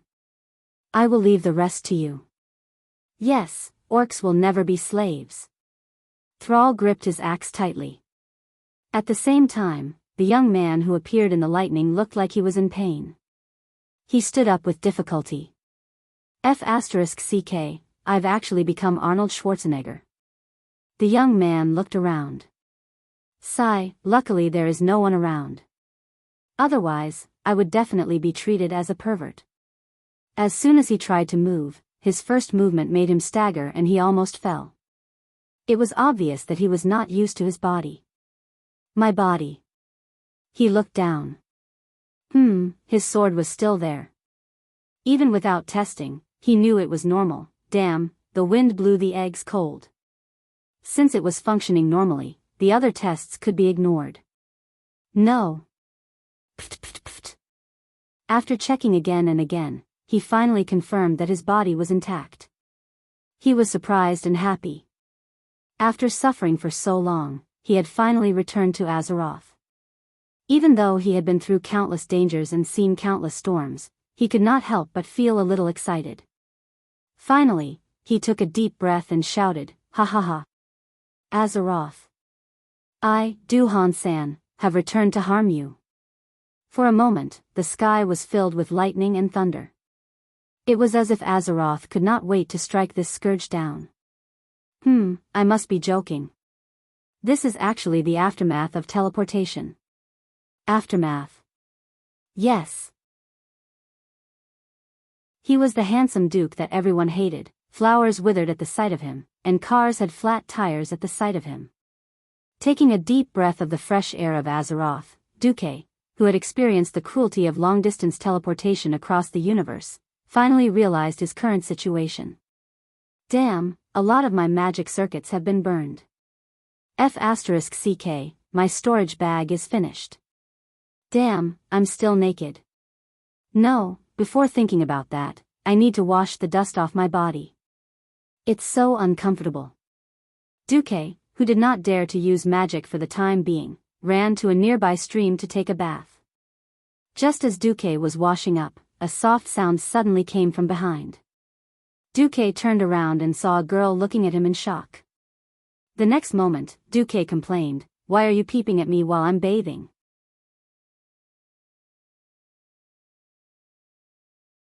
Chapter 712. Once upon a time, before Duque had transmigrated, there had been such a fatty. It had been a large gathering, and many people had been assigned to various rooms in the hotel. One of the girls had probably been confused and remembered the wrong room number, thinking that it was her roommate inside. In the end, the girl rang the doorbell and found that the person who opened the door was a pale fatty with only a bath towel draped over his lower body. The scene was extremely awkward, but this guy was the first to react. He screamed, "Molestation." He slammed the door shut, leaving the confused girl outside feeling extremely wronged. Right. Duke had done the same thing, but by different means. No matter what happened, he had to scare the other party first. Duke's words smashed into the white-haired girl's head, causing her to be dumbfounded. After a long time, she finally reacted.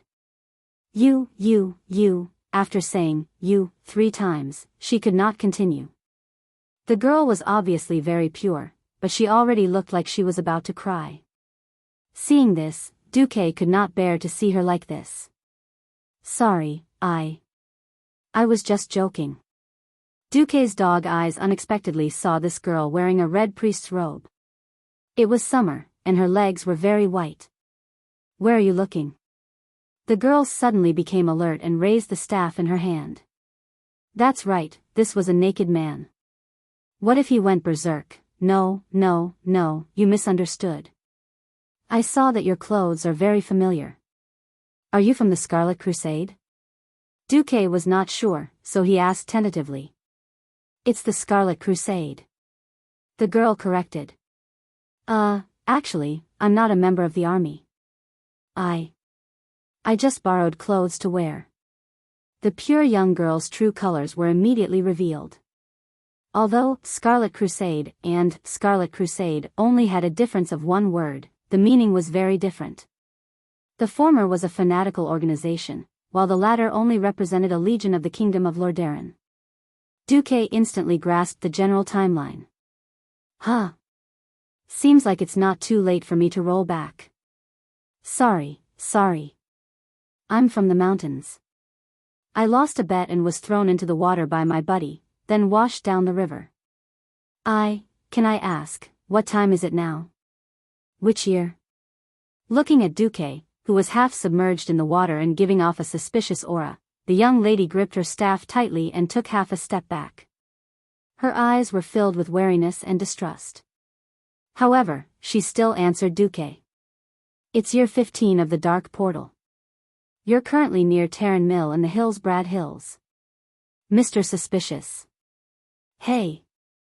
Am I being despised? Am I, who is handsome, elegant, and charming, is being looked down upon? At this moment, Duque could not stop crying in his heart. 10,000 alpacas galloped through his mind. After a while, Duque came back to his senses. Sorry, I'm not the kind of person you think I am. The young girl was still vigilant. Her large watery eyes and white hair made her expression seem even colder. She was clearly saying that he was that kind of pervert. Duque lost his temper. You're a priest, right? For the sake of the holy light, can you get me a set of clothes? The young girl lightly pursed her bright red lips. Since the other party was already using the holy light, she finally nodded. She then faced Duque and took 3 steps back. After making sure that Duque could not jump out of the river, the young girl turned around and ran without looking back. Sigh. Just when Duque thought that the young girl would break her promise and was about to use leaves to make a grass skirt to cover her body, the young girl still came back with a set of rough linen clothes and a young man who acted as her protector. The young man was very tall and had a steady look, but his short beard revealed that he was less than 16 years old. His trembling left hand on the hilt of his sword revealed his guilt. Of course, Duque would not do anything to them. When the young girl turned around, Duque quickly went ashore and used the cloth that the young man had left on the shore to dry his body. He then put on the rough linen clothes that he had not worn for many years. Ugh, what a nostalgic feeling. When I first transmigrated, I seemed to have worn this too. Seeing that although Duque's origins were strange, he did not seem to have any ill intentions, the young man slightly lowered his guard. Mister, may I ask what your name is? Duque. Duque casually replied. What about you guys? Thank you for your help. I would like to at least know your names. Reynolds. Sorry. The young boy and girl only said their names, but just like Duque, they purposely ignored their surnames. However, when Sari heard Duque's name, she revealed a look of yearning. Ah. You're also called Duque. After the last great battle, many people's children are called Duque. Hearing this, Duque could not help but smile. In the entire world, there is only one Duque. Reynolds said solemnly. Sari did not refute. Alright, as a knight candidate, I cannot sit by and watch a stranger wander around here alone. After all, it is not safe around here recently. Mr. Duque, I strongly suggest that you come with us. Reynolds suddenly said. Not safe? Hearing this, Duque frowned. Yes, this is not confirmed news.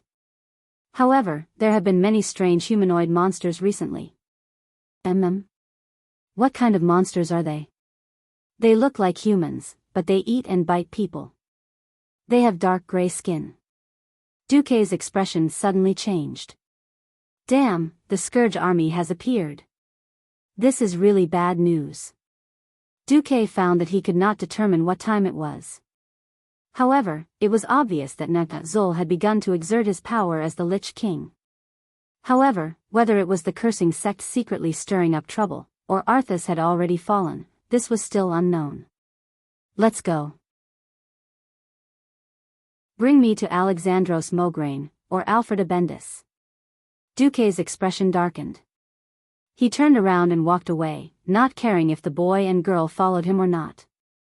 After living in Azeroth for so long, experiencing 3 big battles and facing countless hardships, Duque knew what he had to do. Upon hearing these 2 names abruptly, the young Reynolds seemed to have been greatly stimulated. He looked like he was startled. In the Scarlet Cross Army, it was impossible for the boy and girl not to know what these 2 names meant. What shocked them was Duque's tone. After all, these 2 lords weren't just any Tom, Dick, or Harry. Looking at the whole world, how many people would dare to call them by their names? However, this mysterious Duque dared to do so. He really wanted to scold this Duque, "How dare you?" However, the man's natural and typical aura of a superior made Reynolds involuntarily obey the man's lofty orders.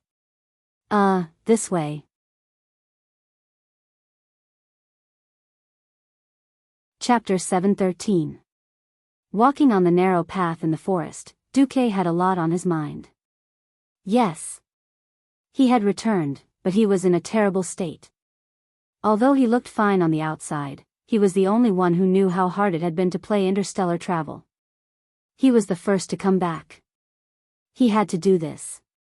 Karazhan was wrapped in a spider web of countless spatial cracks in the depths of the spacetime tunnel. Apart from him, no one else could come out.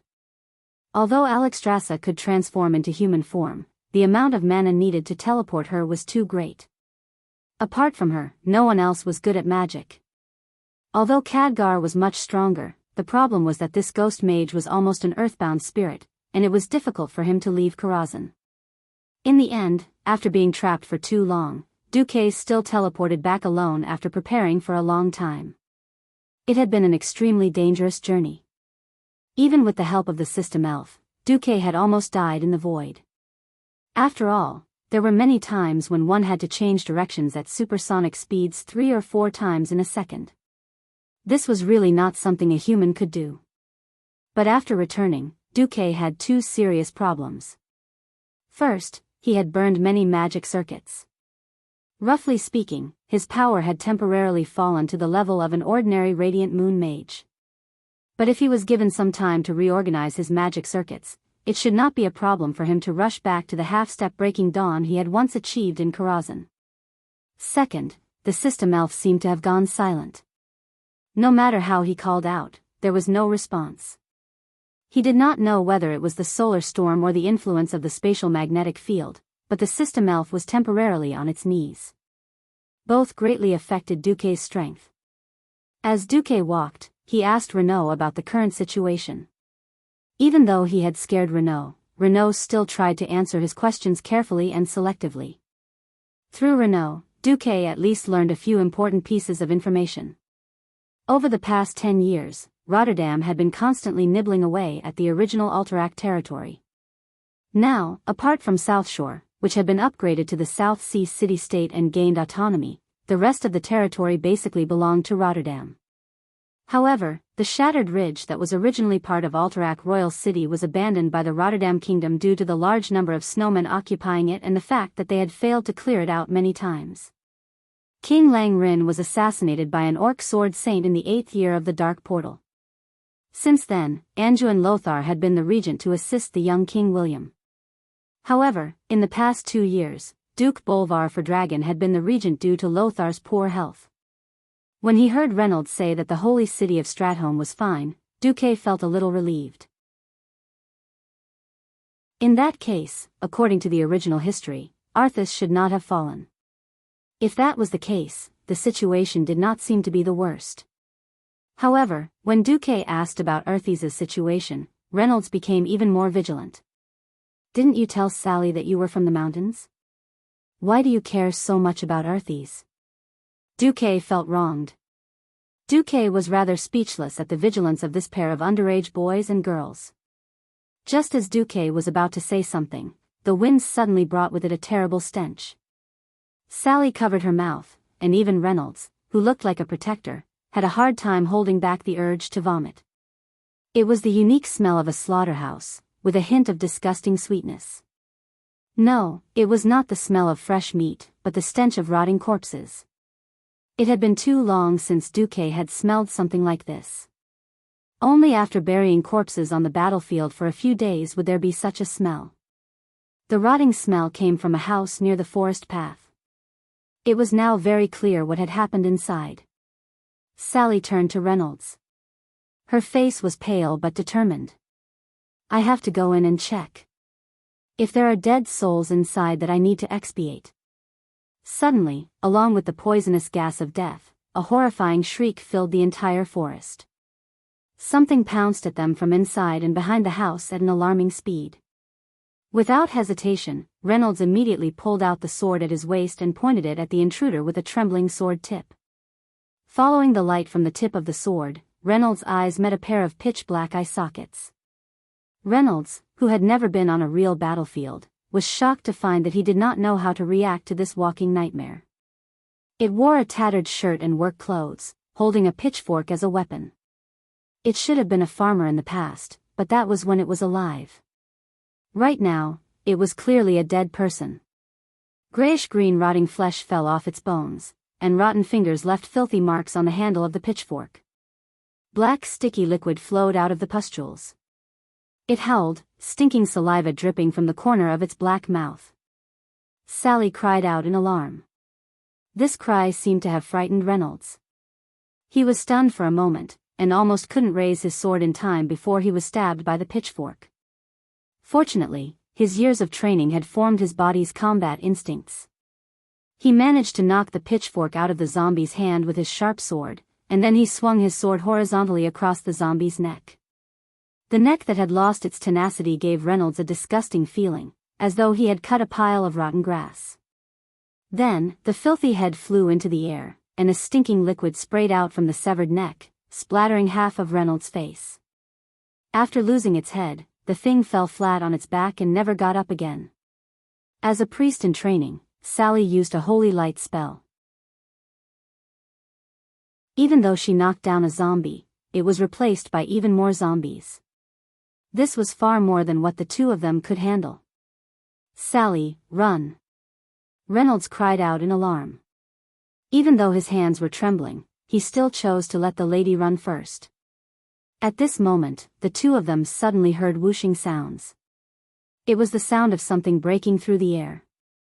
Countless fireballs flew past them, hitting the bodies of the swarming zombies. The fireballs exploded, and while the disgusting monsters were blown away, the stench in the air was immediately replaced by the smell of burnt flesh. The noisy roars of the monsters had been reduced by 90%, and the clearest sound in the air was the crackling of the flames. In the distance, more zombies tried to rush over. Reynolds and Sally looked back at the same time, only to see 10 small flames burning steadily on Duque's slender fingertips, like 10 harmless orange flowers. The next moment, the flames poured out, turning into huge fireballs the size of water tanks that smashed towards the group of monsters. In a few moments, dozens of monsters were kneeling. Sally asked in a trembling voice, "Who are you?"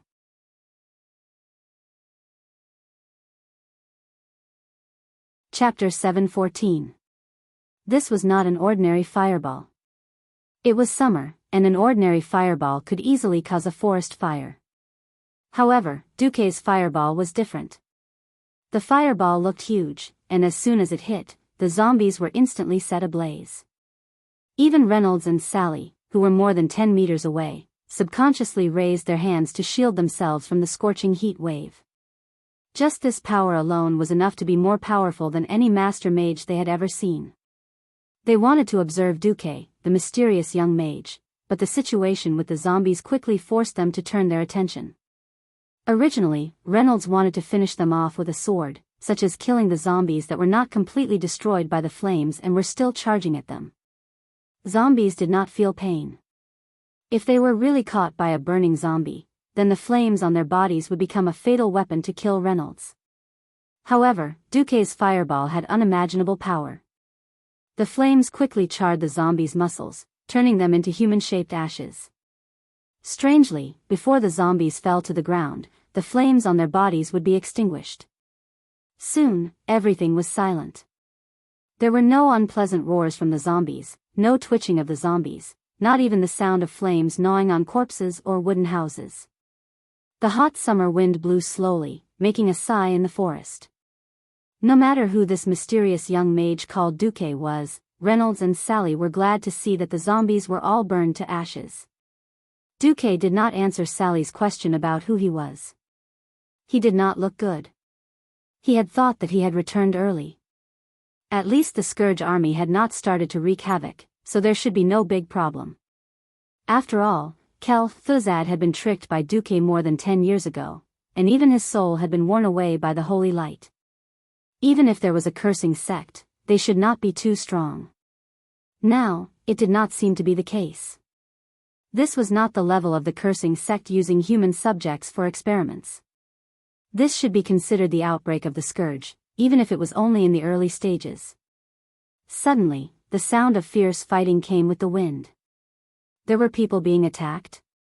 And there were quite a few of them. Duque frowned and turned his head. Protect yourselves. Without looking back, he used blink to leave. It was a blink that covered a distance of more than 30 meters.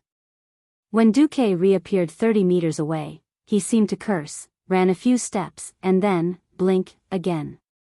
In their eyes, Duque was already a monstrous existence. Reynolds turned his head. If he had wanted to make a move on you not long ago, Sally smiled bitterly. How would I know? Fortunately, he is on the side of the humans.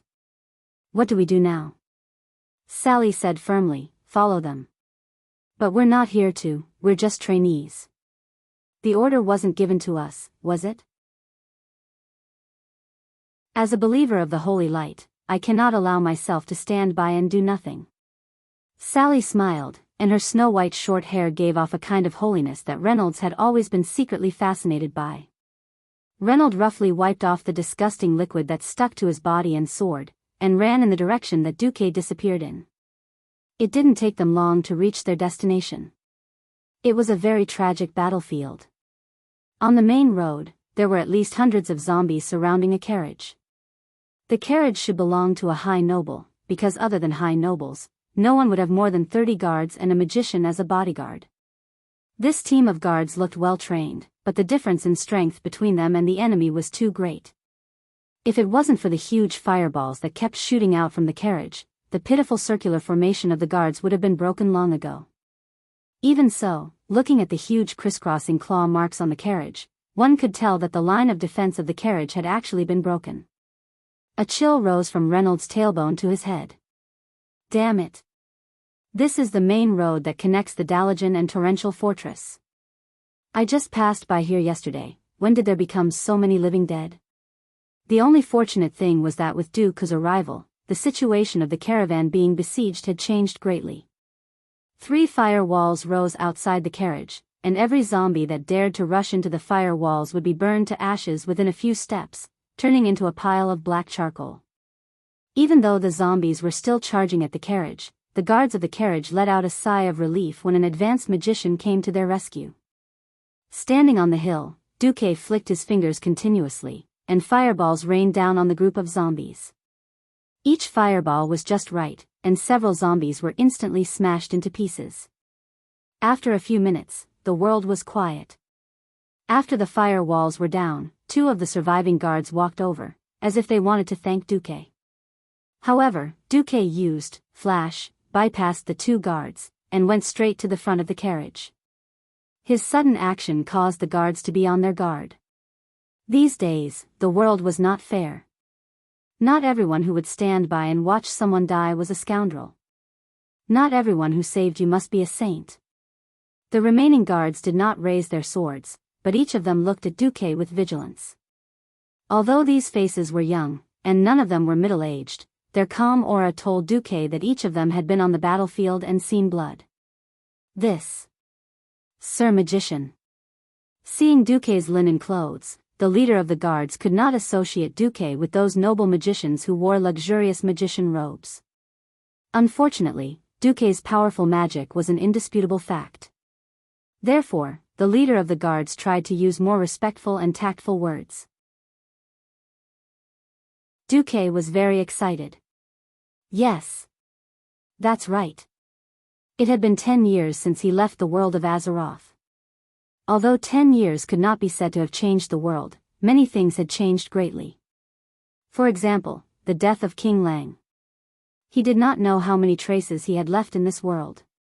In front of him was a group of guards who had hidden their markings, but when he saw the familiar insignia on the guards' bodies, he could no longer control his emotions. Ignoring the nervous guards, Duque walked to the carriage with his head held high and cleared his throat. An old friend is visiting. Excuse me, who is the current head of the Marcus family in Stormwind? There was silence in the carriage, but 3 seconds later, an excited female voice was heard. It was me, but now, it's you. Huh. Before Duque could react, he only saw the carriage doors suddenly burst open, and then a slim figure, like a moth flying into a flame, threw herself at Duque. The confused Duque had a terrible intimate contact with the back of his head against the black ground. The next moment, he felt a soft and sweet touch on his lips.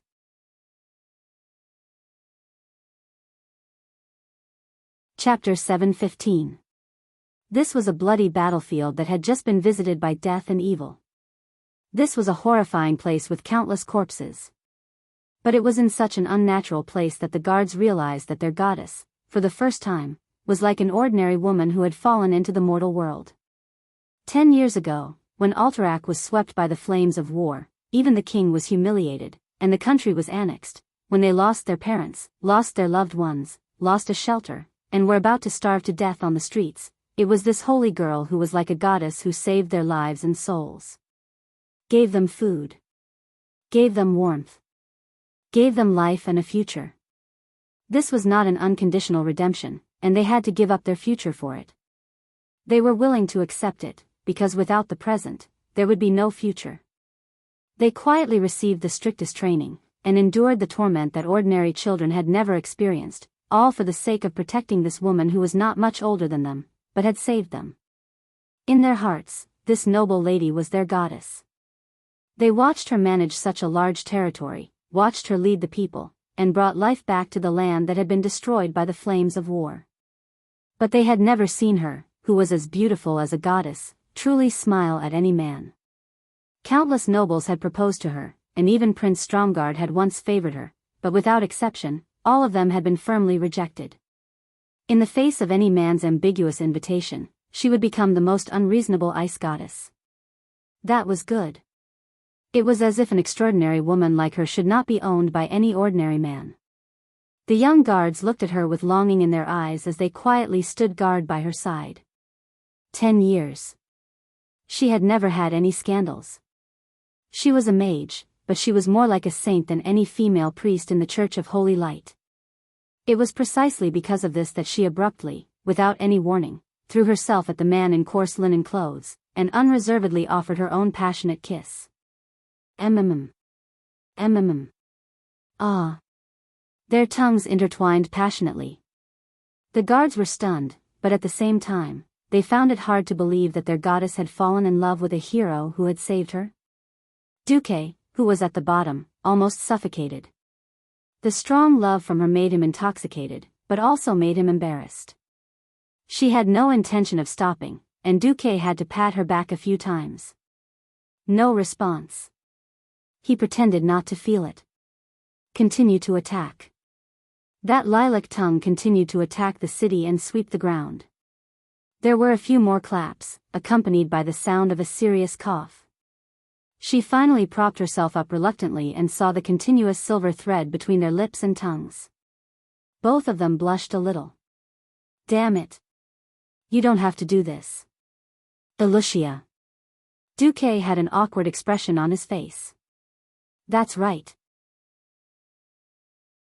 This noble lady was naturally Miss Lucia Barev. What the hell? I should be the one saying this. You bastard.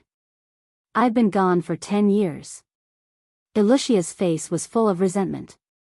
Kill, Jaden secretly gave Zola super bomb. Even Karazhan was blown away.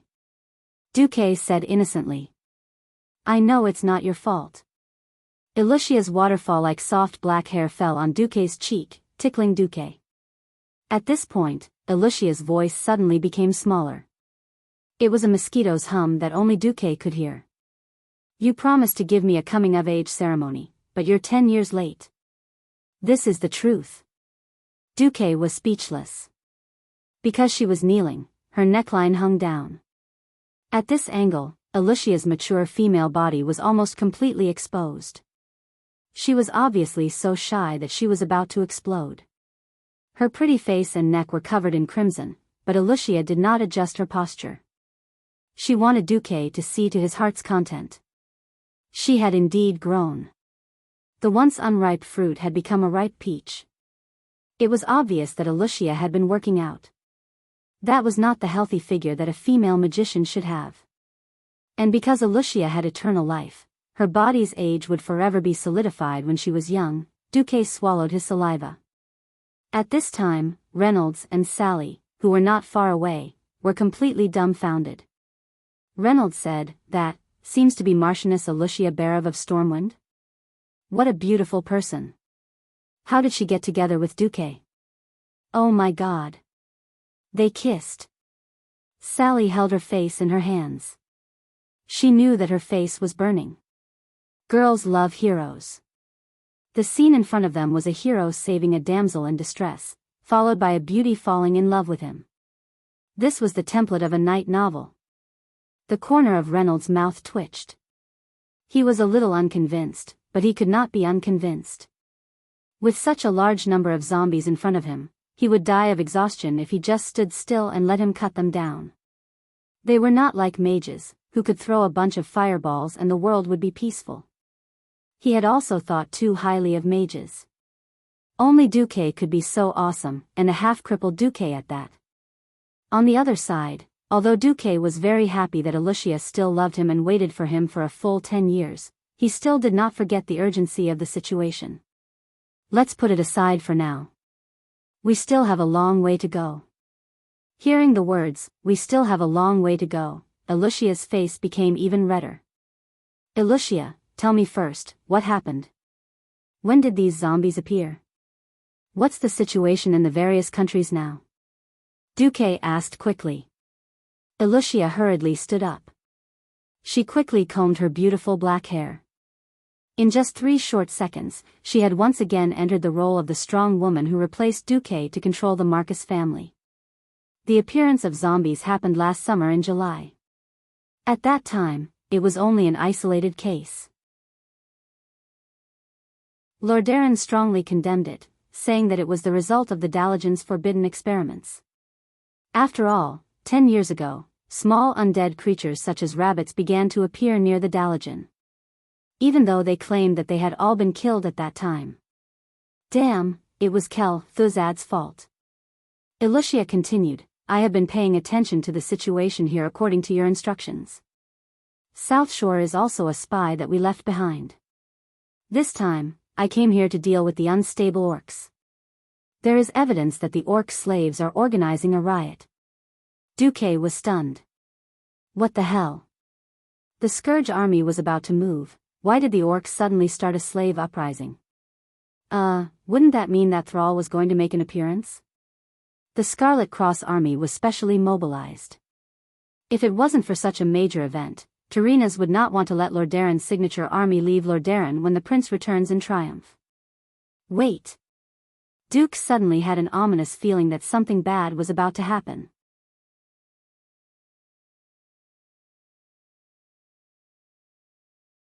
Chapter 7:16. Duque had harmed Azeroth, saved powerful people, cheated orcs, harmed demons, and was cheated by demons. In any case, the original course of history of Azeroth had long been changed beyond recognition. Without the system elf statistics, Duque did not know how similar Azeroth was over the past 10 years. Anyway, even if Kale, that's jumped out and said that he was not a prince, but a princess, and begged Jaden to keep him, Duque would still try to believe him. The world had collapsed quite a bit, so it was not a big deal. Duque did not know why there was no scene of Prince Arthas slaughtering Stratholme and beginning to fall into depravity. But he remembered very clearly that Arthas' return from Northrend was the symbolic event when he led the Scourge army onto the main stage of Azeroth's history for the first time. Duque suddenly became nervous. He grabbed Elusia's arms tightly. "Wait, are you talking about the triumphant return of Prince Arthas?" Elusia's clear eyes widened as she looked at Duque with slight confusion. 10 years. In her impression, Duque was perfect. He could summon clouds with a flip of his hand and rain with another. While talking and laughing, he had burned the orc army of 1,000,000 to ashes. In an understatement, he had reversed the fate of the Berev family and killed the ancient evil dragon, Deathwing, Nesario. In her impression, there were not many things that could make Duque so nervous. If Duque was like this, it was either that Duque, who had not seen him for 10 years, had become an ordinary person, or that it was a very important matter. Elusia, who had been guarding the territory of the elven forest for Duque, did not hesitate to believe that it was the latter. After pulling Duque into the carriage, Elusia quickly reported the recent situation to Duque. Unlike Reynolds' hesitant and timid exchange of information, this was an unreserved disclosure. "This starts from the resurrection of the Mediv, who warned the countries as a prophet. Why did it sound like history had returned to square one? In the end, Mediv was resurrected by his omnipotent mother. He had just been resurrected, and although Mediv didn't have that heaven-defying magic power, he was still a radiant moon. He first turned into a crow and flew to the various kingdoms to warn the various kings. The Burning Legion's new plot was about to be launched, and the only chance to avoid the danger was to move the entire kingdom away from the eastern kingdoms to the other side of the sea, to the continent of Kalimdor, which was still a barren land. However, not a single king was willing to believe him. Forget about the fact that Mediv had lured the orcs into the dark portal when he was being controlled. Just the fact that he had come back to life was enough for any king to be suspicious of him, let alone his exaggerated statement. Move the entire country? What kind of joke was this? How could the migration of 1,000,000 people be easy? Back in the Stormwind, they were beaten like dogs, and even the capital city was destroyed. Who would take a boat to cross the sea to escape? In this world where land was their lifeline, the king scoffed at Medivh's warning. The only one who had a slightly positive response was Stormwind. Anduin Lothar, who was on sick leave, warmly received his old friend. After a conversation, Anduin was extremely sure that his old friend had really come back to life. This was definitely a great comfort to Lothar, who had no children, and whose only friend, Lang, had died and Duque had gone missing in the void. Then, after listening to Medivh's statement, Anduin summoned Regent Bolvar, and even asked Elusia, who had replaced Duque in the internal affairs, and King Varian, who was almost an adult, to discuss the matter. In the end, he still rejected Medivh's proposal. Firstly, it was difficult to leave one's homeland, and secondly, before Duque sent Elusia away from Karazhan, he had left behind a lot of backup plans. After knowing that his old friend had long been prepared and was very confident in protecting the country, Mediv did not insist anymore. After informing all the kings, Medivh's figure disappeared from the vision of the nobles of the various countries. Not long after, all kinds of crises came unexpectedly. The first was the rebellion of the orcs. After 10 years of recuperation, coupled with the fact that the countries led by the Rotterdam Kingdom did not strictly adhere to the plan of extermination that Duque had set for the orcs back then. After all, the orcs had recovered a lot of vitality. Moreover, because the orcs no longer consumed the blood of demons, their tempers were not as violent as in the old tribes. In the end, many compassionate Virgin Mary secretly condoned and released the orcs, causing the total number of orcs to break the 200,000 mark again. Of course, that was the number that Elusia had calculated. The nobles of the Rotterdam Kingdom who used the orcs to play gladiatorial games all day would only be idiots to see that the total number of orcs did not seem to be that many. The orcs had all gone to the wilderness, so of course, there were not many orcs within the jurisdiction of the Rotterdam Kingdom. Then, it was the rise of the Calamity Army that was the highlight. Just like what Duque knew in history, it was Kel Thuzad who had sought refuge with the Lich King who spread the plague. However, because Ku Thuzad had been tricked by Duque back then, even though his power had been resurrected by the Lich King, his power was no longer the same. He had completely become a schemer. He had spread the plague throughout the entire Eastern Kingdom, but had only succeeded in the Rotterdam Kingdom in the north.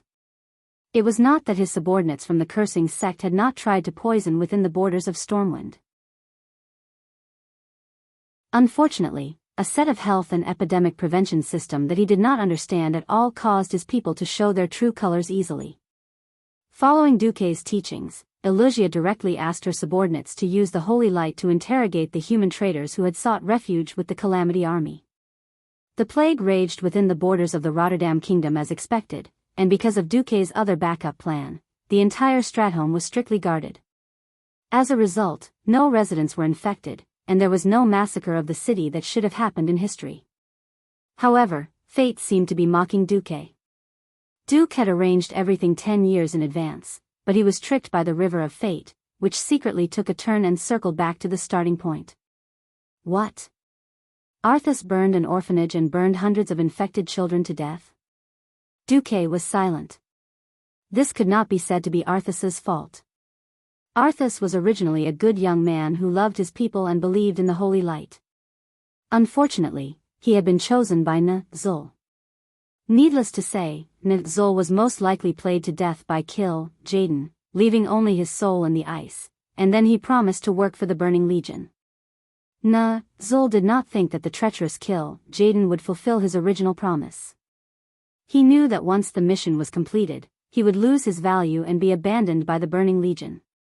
Therefore, he had been looking for a body that he liked, a victim that wandered between light and darkness. As long as he could occupy that body, he could escape from the imprisonment of the Frost Throne. He had his eyes on Arthas Menethil, a noble prince.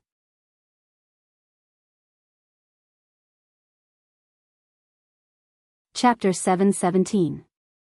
When someone was working hard to satisfy their desires, they would do their best, and even deviate from some of their own principles of life. In history, there were countless people who used unscrupulous means to achieve their goals. Arthas had such a sign at this time. Under such circumstances, once the fuse was lit, it was possible for people to lose themselves. After personally witnessing the infected soldiers turn into zombies, driven by anger and despair, Arthas gradually lost control. He burned down the orphanage, and when his teacher Uther and Jaina arrived to help, they could only see the church-like orphanage burning, and hear the desperate cries of the orphans before they died. Arthas fell into a trap. In the face of an evil plot, his honest and kind heart was finally covered with the dust of regret and guilt. No one knew that these dust would slowly turn into a virus, reproduce by itself, and corrode his heart. Then, the young prince, in the joint plot of the Dreadlord, Kel Thuzad, and the Lich King N-Zul, was lured into an expedition to Northrend, and embarked on a path of no return.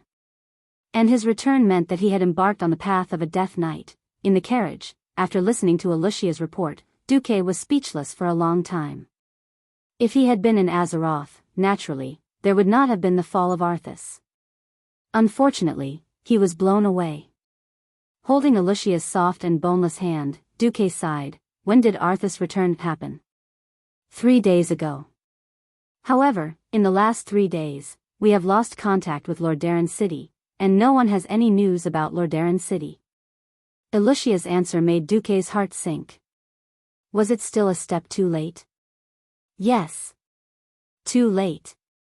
3 days ago, when fresh rose petals were scattered all over the streets of Lordaeron City, when the cheers of 100,000 people rang through the sky, no one would have thought that they would be greeted by a death god.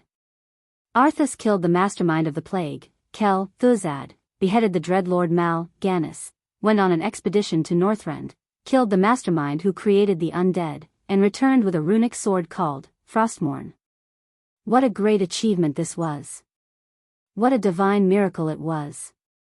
The people were enthusiastically chanting Arthas's name. They longed for the heroic Arthas to ascend the throne after the death of the old king. In the reconstructed throne hall, Tarina's Menethil's throne was high up. He looked with satisfaction at Arthas, who was wearing a black hood and a black cloak, kneeling on one knee at the foot of the throne. Even though this prince had a crescent-shaped blade, a skull gauntlet, and an ominous rune sword, he had a strange aura about him. But in the eyes of Tyrrhenas, who craved for glory, everything was valiant. 10 years, a full 10 years. Ever since the abominable Duke Marcus took away the dominant position of the Rotterdam Kingdom in the Alliance and the glory of the people of the Rotterdam Kingdom, someone from the Rotterdam Kingdom could finally stand up and become the new light of the Rotterdam Kingdom. Not the valiant Abendus. Fearless Mograine was no good. Not even the benevolent Archbishop Fail. Only his own son, the only legitimate heir of the Menethil royal family, Arthas Menethil, had the right to enjoy this great honor. Tyrrhenas was very satisfied. He was so satisfied that he ignored all the warning signs of danger. He subconsciously ignored the reports of the prince's strange movements and too many troops from his subordinates. He also diverted Uther and his Silver Hand Knights, who had a disagreement with Arthas over the burning of the orphanage and the treatment of the plague victims. Tyrrhenas, under the ridicule of fate, had sent himself to his death. Ah! My son, Tyrrhenas happily stood up from the throne. However, Arthas's reply left him a little confused. You do not have to sacrifice yourself for your people anymore. You do not have to bear the heavy burden of the crown for them anymore. I have arranged everything. Huh? Tyrrhenas was extremely shocked. What was this speech? At this moment, Prince Arthas, who was kneeling on the ground, suddenly stood up and lifted his hood, revealing a pale face. The contours of his face had not changed. He was still the handsome Arthas Menethil, but his pale skin and snow-white hair made Tyrrhenas even more shocked. Wasn't my son blonde? How did he become as old and white as me? While Tyrrhenas was still in shock, Arthas held Frostmourne in his hand and strode up the stairs to the throne. Without the king's permission, it was very rude to step on the stairs to the throne without the king's permission. If it were someone else, the royal guards beside Tyrrhenas would have already stopped them. But he was Arthas, the only heir of the Menethil royal family. With the king aging and not knowing how long he had left to live, Arthas was already the next king of Lordaeron. The guards hesitated. This hesitation destroyed Tyrrhenas' last hope. Tyrrhenas, who was held by the neck by his precious son, trembled and asked, "What is this?" "My son. What are you doing?" "Inheriting your throne, my father." After saying that, he raised his sword, and the infamous Frostmourne pierced through the chest of the leader of the Alliance, the king of the largest kingdom in the Alliance for more than 30 years. The blood of the Menethil royal family flowed on the icy blade, and an evil hum echoed throughout the throne hall. At this moment, the millions of souls that died on Frostmourne let out the most tragic wails, and the will of the dreadlords attached to the sword was activated. Across the endless space, almost every dreadlord saw the scene of Arthas killing his own father. The dreadlords laughed maniacally. They were cheering the fall of a saint. They were laughing at the extreme ugliness of justice when it was twisted. This day was the victory of evil. This was the beginning of the Burning Legion's conquest of Azeroth. Their laughter, as well as that of the Lich King Zul, echoed in the throne hall that had suddenly become dark because of the dark aura.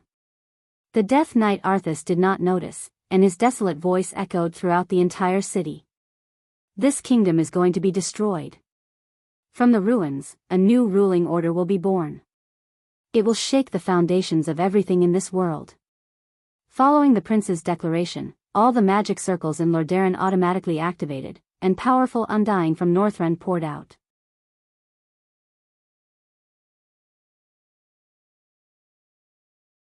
Chapter 7:18.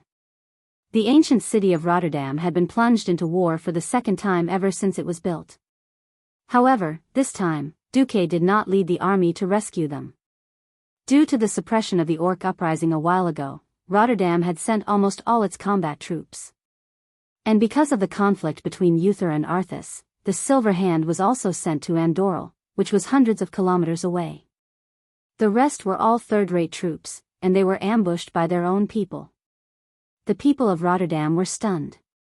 In an instant, the bright sunshine above the city disappeared. The sudden cold clouds shrouded the entire city, and people were shocked to find that the world had suddenly turned from hot summer to cold winter. There were only clouds, with an evil aura left in the sky. The cold wind howled, and the atmosphere was lifeless. The pure white city wall was covered in a thick layer of ice at a speed visible to the naked eye. The enthusiastic scene of celebrating the triumphant return of His Royal Highness had long since disappeared.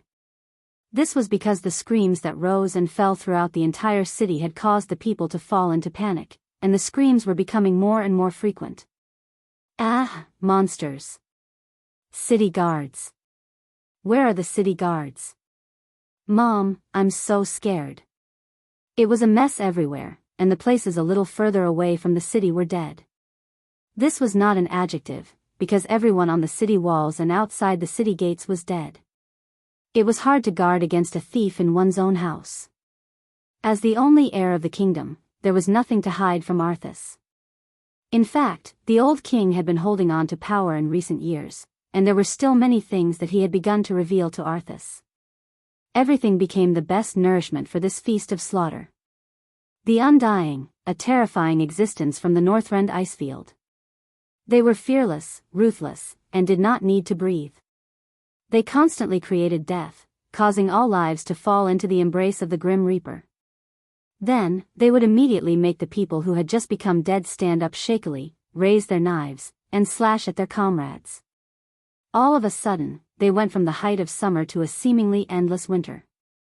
There were undying beings everywhere, and that made the citizens of the Rotterdam Kingdom, who had lived a peaceful and dreamy life for more than 10 years after the Dark Portal, feel as if they had seen the end of the world. What happened next was supposed to happen in history, where the 300,000 soldiers and civilians of Rotterdam City would be slaughtered by Arthas' undying army. Arthas would then use the hundreds of thousands of soldiers to snowball and sweep across the entire northern continent. Just then, something unexpected happened that Arthas didn't expect. At first, he did not pay much attention to it. His death knights reported that the humans in the south of the city were resisting fiercely. Resist. So what if he resisted? The 3 largest barracks in Rotterdam City had been successfully attacked by the undead led by his death knights. Nearly 100,000 new and old undead soldiers began to charge into the city from the east, north, and west, besieging the living people in the city. But, the situation was beyond the imagination of the dead king of the Rotterdam Kingdom. Run! There was a ship in the south. Once we get out of the south gate, we'll be able to live. Those damn monsters are everywhere on the land. Not only were there people shouting with amplification tools, but there were also countless places in the city, such as the landmark clock towers and tall towers, all of which had bright arrows made of flames. All the arrows pointed in a clear direction, south. At this time, a memory that was not too long ago surfaced in the minds of the people of Rotterdam. Evacuation drill. This was a plan that started 3 years after the Dark Portal. It was proposed by the deputy commander of the Alliance at that time, Duke Marcus. At that time, Duque said, in view of the fact that the capitals of 3 kingdoms in the Alliance were once breached, causing irreparable losses to the lives and property of the people. In order to avoid possible future dangers, I suggest that each kingdom formulate a special evacuation plan according to the structure of their own capital. In case there really is a need in the future, at least most people can escape. At that time, the kingdoms were busy with post-war reconstruction. Compared to fighting for the land of Alterac and the right to speak in the Alliance military, this resolution that was unanimously passed by the kingdoms was only one of the hundreds of agreements the Alliance had reached over the years. When Duque was in power, he would lobby the kingdoms to hold a drill every summer.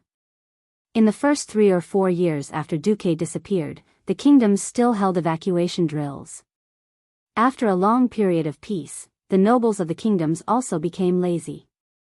In the end, after 10 years, only Stormwind City, the Furnace Fort, and the Eagle Nest Mountain persisted. However, having done it before still left an impression. After the initial panic, the citizens of Rotterdam, especially those who had lived for more than 10 years, suddenly came to a realization. That's right. We did the drill before. Just do it according to the drill. People began to try to recall the contents of the drill. Humans had a herd mentality.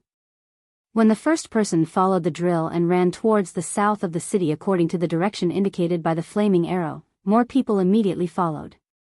The citizens were fleeing, but the killing continued. No one thought that the well-trained soldiers could not stop the Scourge army. The armed city guards could not do it either. The gladiators and fighters in the arena could not do it either. The one who stopped the Scourge army was the Marcus Trade Union. Strangely enough, under the leadership of the business master, Wuxia Chronicles, the Marcus Chamber of Commerce had opened a total of 36 branches in Lordaeron, where land was extremely expensive. Their businesses involved more than a dozen fields, but only one was their main business, and that was wine. They collected wheat from the rich land of Rotterdam, brewed it into various kinds of rice wine, and sold it. This was the magical part. After the initial panic, almost all of the shop owners suddenly yelled out, "Boss, boss. What are you panicking for? The monsters are coming, so act according to plan. Don't forget how the trade union trained you." Bottles of liquor were opened, and dry strips of white cloth were quickly stuffed into them. Then, boxes of liquor were pushed to the main roads by the trade union's workers. They waited with the trade union's guards. Whenever he saw an undying charging over, he would immediately light the cloth with a torch and toss the burning wine bottle at them. Bang bang. With a crisp sound, a large area was immediately engulfed in a sea of fire. Fire was the best way to deal with the undead. Under the flames, the advancement of the Scourge army was immediately seriously delayed. The undead, who could not feel pain, were still charging. Under the flames, their skin and muscles were quickly scorched. Ordinary zombies would usually fall after charging for less than 30 meters. Seeing this scene, the city guards of Rotterdam were dumbfounded. That's right. This was the specialty of the Marcus Trade Union, Molotov cocktail. Also known as the indigenous incendiary bomb.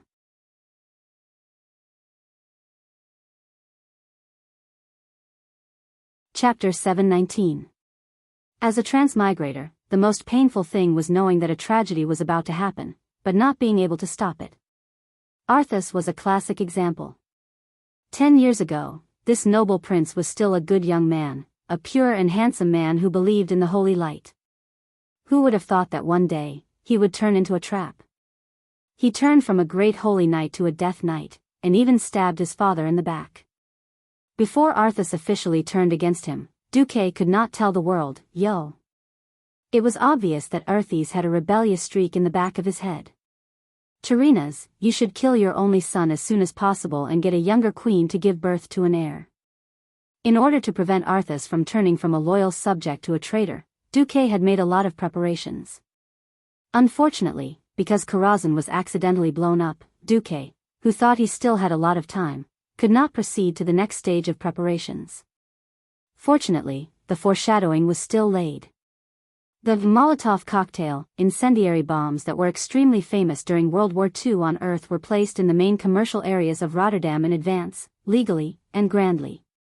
If possible, Duque would have arranged for 100,000 holy knights to wait for Arthas to turn against him. Unfortunately, there were no 100,000 holy knights in the world, and Duque could not send weapons for battle to Lordaeron in advance. There were weapons shops selling swords to gladiators on the streets, but which weapons shop was not backed by the high nobles of Lordaeron?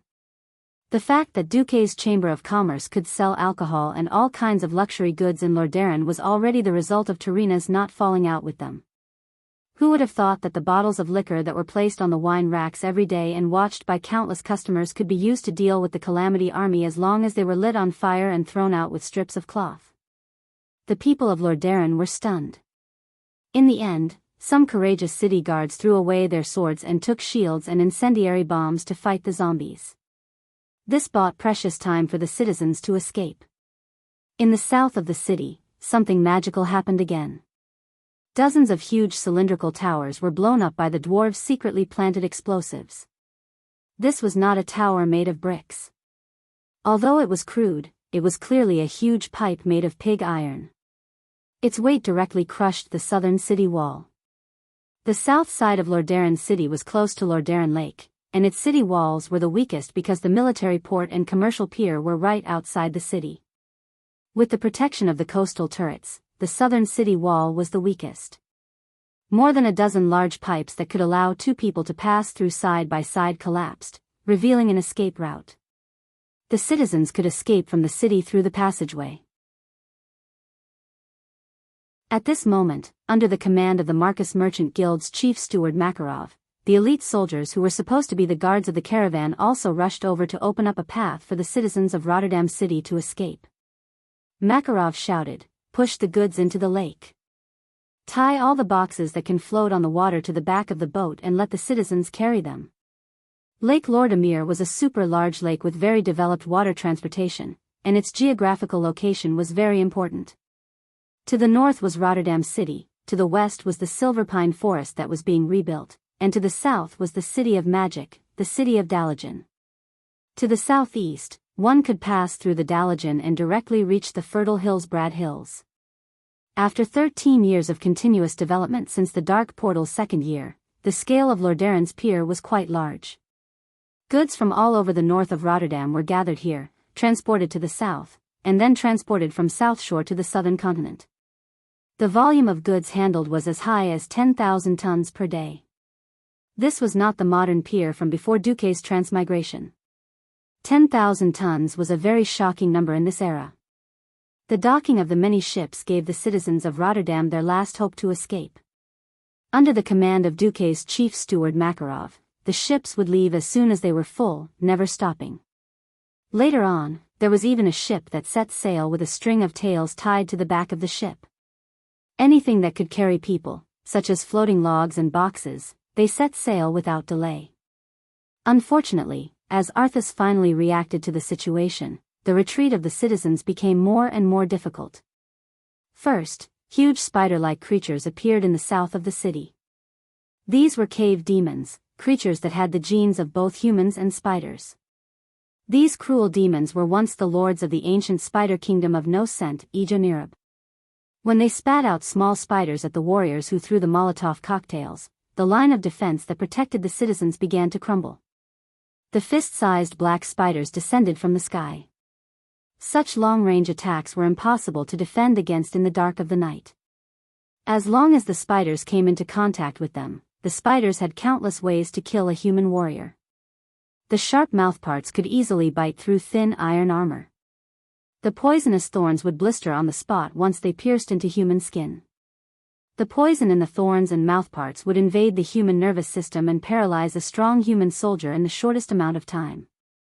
Without the obstruction of the Molotov cocktails, the stagnant undead army once again surged forward like a raging tide. Makarov wanted to hold on for a while longer, but when he saw the liches appearing on the shore, he let out a long sigh. "We've done our best, let's retreat." Helplessly listening to the desperate cries and wails of the citizens, the merchant fleet began to leave the pier. There was no other choice. If they didn't leave now, none of them would be able to leave. The sailors and survivors on the ship didn't even dare to look back at the pier that had turned into a slaughterhouse. A human tragedy was unfolding there. Arthas was extremely displeased when he heard that more than 50,000 people managed to escape from Lordaeron. "Pass down my order, get the gargoyles to attack and hunt down these survivors." It was obvious that this was another tragedy. Going back to the present, the area outside of Lordaeron was already in a mess. Because Arthas had brought back a large number of liches, coupled with the cursing sex disciples lurking among the high nobles of Lordaeron, outsiders thought that they had only lost contact with Lordaeron for 3 days. To the players, the Lordaeron army could have avoided being wiped out. In fact, players who looked at things from the perspective of God would never be able to understand the suffering of the Lordaeron army. This was an era where the hierarchy was strict and royal authority reigned supreme.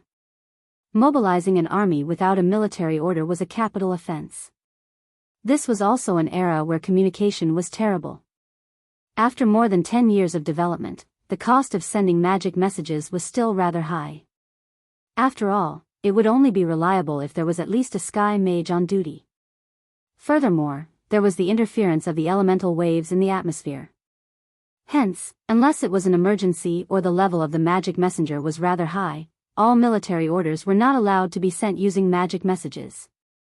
Duque could totally imagine the suffering of the Lordaeron army. He patted Alicia's shoulder and said, "Let's go. Looks like I'm going to be the savior again."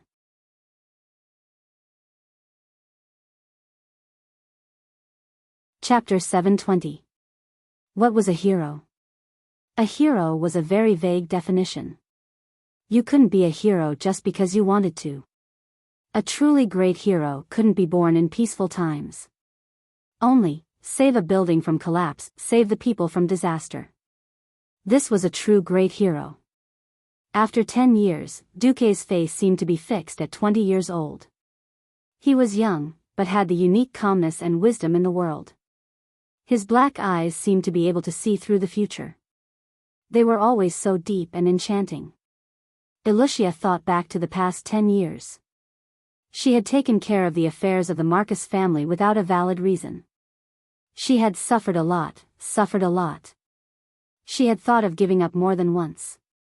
Every time she thought of her family gaining a new lease on life. Every time she thought of the irreplaceable importance of Duque's arrangements. Every time she woke up in the middle of the night, she would think of the incomplete love she had for Duque. Alicia managed to hold on. Now that she thought about it, it was really a miracle.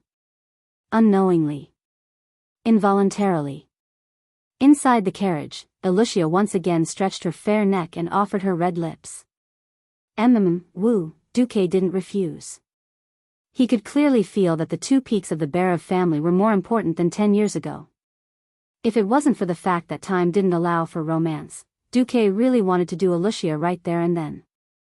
"Alright, since the Scarlet Cross is nearby, let's go find Mograine first," Duque ordered. It wasn't that Duque couldn't directly use magic to find someone, but it was useless. He had to first prove his identity and then find the person who knew the most about the Lordaeron continent's military intelligence. At this time, a timid female voice sounded. "Excuse me, are you Sir Duke Marcus?" Duque looked out of the carriage window and saw that it was Sally. Duque smiled. "If you're asking about the former Alliance Deputy Commander Duke Marcus, then you're right. It's me. I'm very sorry." Sally bowed deeply. "I misunderstood you just now." As if recalling something, the silver-haired girl bowed once more. "Thank you for your help, sir. If not for you, Reynold and I would have died just now." "It's fine. I'm the one who's embarrassed. Did I scare you like that?" Duque smiled bitterly. The young girl recalled Duque's naked appearance and immediately blushed. Reynolds, who was at the side, was truly shocked. Who would have thought that a seemingly perverted fellow was actually a great hero of the Alliance who had been missing for 10 years? However, he was not willing to lose just like that. He took a deep breath and said, "I'm sorry, I didn't mean to eavesdrop, but I heard that you wanted to go to the Scarlet Cross." "Yes." Duque nodded. "I can lead the way, please follow me." To Duque's surprise, the Scarlet Cross's encampment was actually less than 2 kilometers away. They would arrive after passing 2 hills. In front of the encampment's gate, which was decorated with red and white flags, Duque was not surprised to see a large number of undying corpses. Warriors in red armor were carefully finishing off the corpses. Even on the road, they would occasionally see corpses with only half of their bodies remaining, almost injuring people. Very soon, they were stopped by a patrol squad. "Please stop. The encampment of the Scarlet Cross is in front. Please state your purpose." Reynold excitedly went up to them. "Reynold?" Clearly, the patrol squad leader recognized Reynold. "Who are they?" "He's Sir Duke Marcus." Before Reynold could finish, the squad leader's expression turned cold and he interrupted him on the spot. "Are you kidding me? Sir Marcus has been listed as a war dead by the Alliance for more than 7 years." Turning around, the squad leader drew his sword and shouted, "Soldiers! On alert!" Immediately, there was the sound of swords being unsheathed, and the sword flashed like a forest. Reynold was in a bad mood. He had wanted to show off in front of Sally, but who knew that things would turn out like this? In the carriage, Duque frowned. Mograin's army was strict, and it was extremely troublesome to verify their identities. Not to mention that all of his equipment had been destroyed when he teleported back, so there was no way he could have a token. Duque took a deep breath. There's no time to waste. Suddenly, a loud voice reverberated throughout the encampment. Alexandros. I know you have strict military discipline, but something big has happened. Tell your men not to stop me. That was a sound amplification spell. Generally, no magician would dare to use it in an encampment. This was because it was the same principle as the Roaring Court in ancient times when Duque had transmigrated. But there was no time to waste. There was a commotion in the encampment, and the Scarlet Cross soldiers, who had long been prepared for battle, immediately rushed out.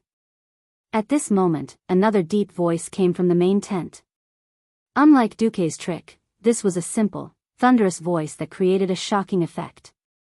Duque. Holy light above, did I see a ghost?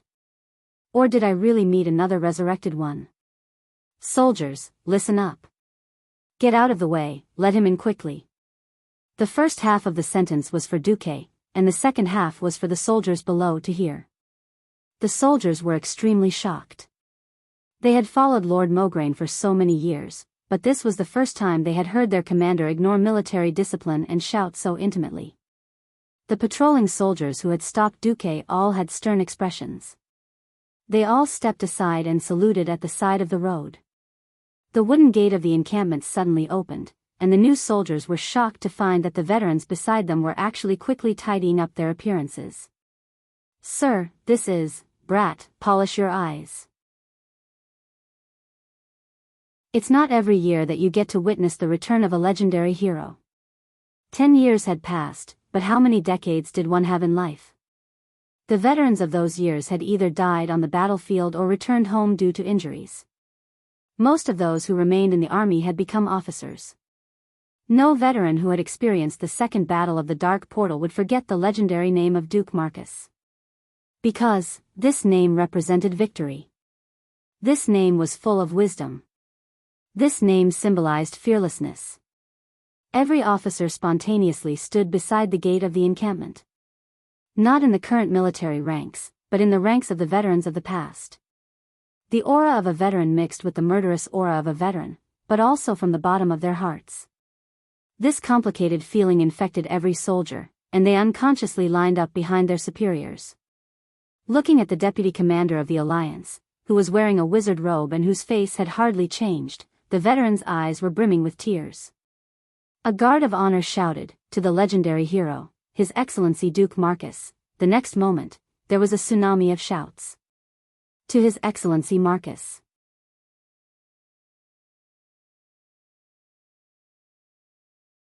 Chapter 721. Duque? It's really you? Two burly figures rushed over from the center of the camp. The first one to speak was Mograine. Hey! Are you a Death Knight in disguise? I heard that the new Death Knight looks like a human. Abendis, who was closer to Duque, mocked Duque. Duque got off his horse and shrugged. You can try using holy light against a Death Knight. Before Duque could finish his sentence, he was hit by a holy light. Duque felt like beating someone up. Damn you, you really tried.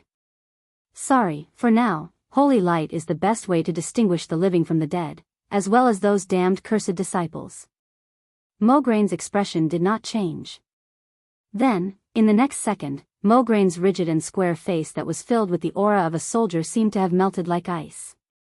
A rare smile appeared on his face. He opened his arms and gave Duque a firm bear hug. Welcome back. Duque. Then, Abendis gave him another bear hug. The cold armor made Duque's chest hurt, but Duque's heart was warm. Yes, it had been 10 years, but the mark he had left behind had not completely disappeared. This was what he was most proud of.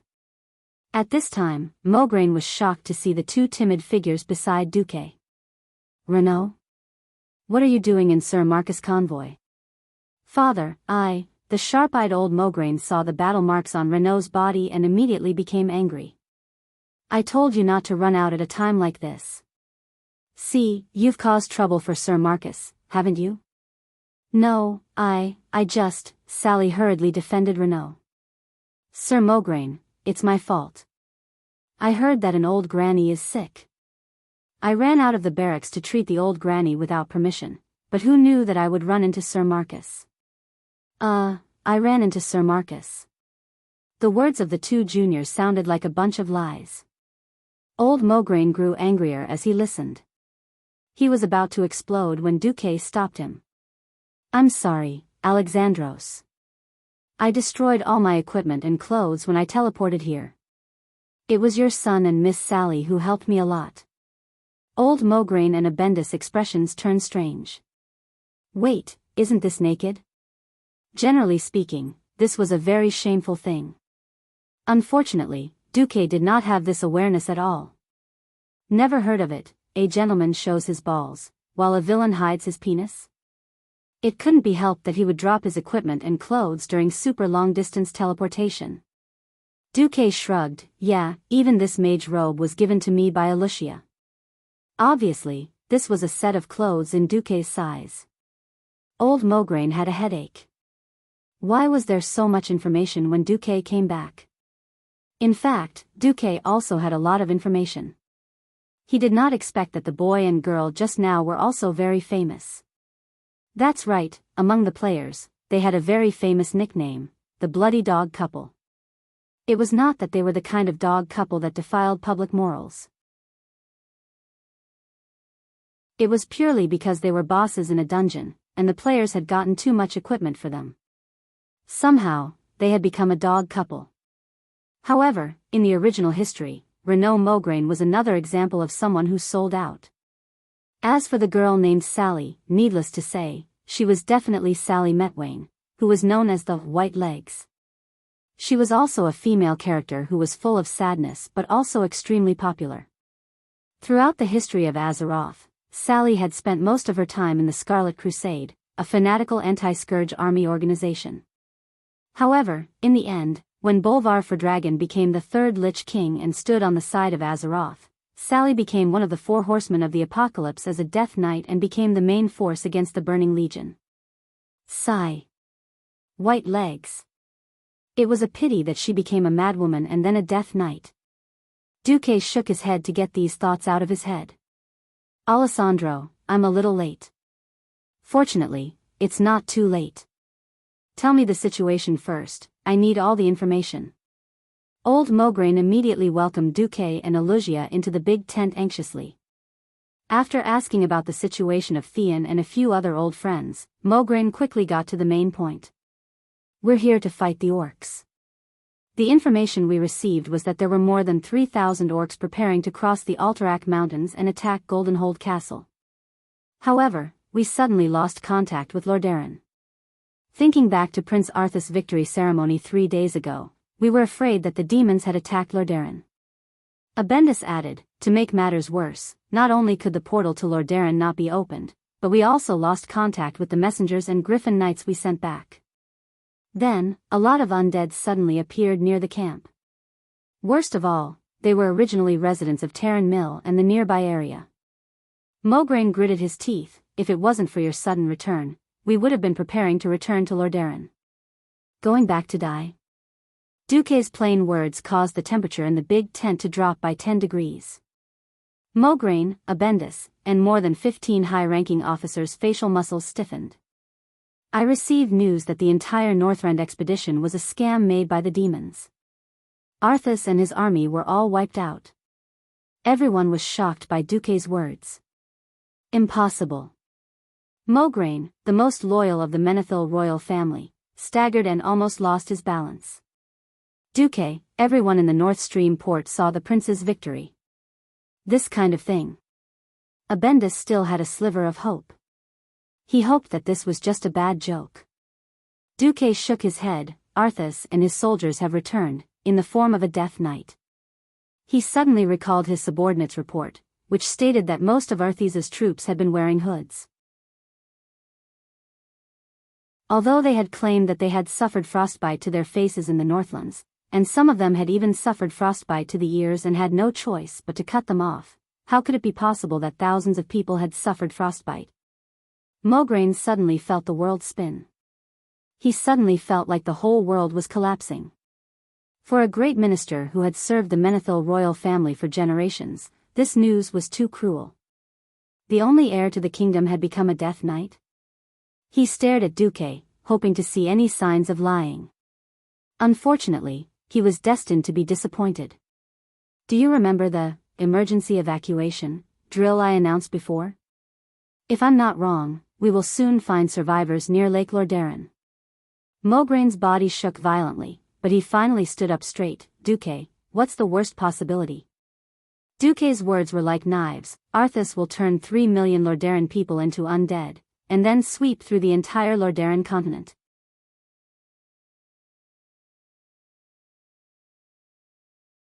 Chapter 722.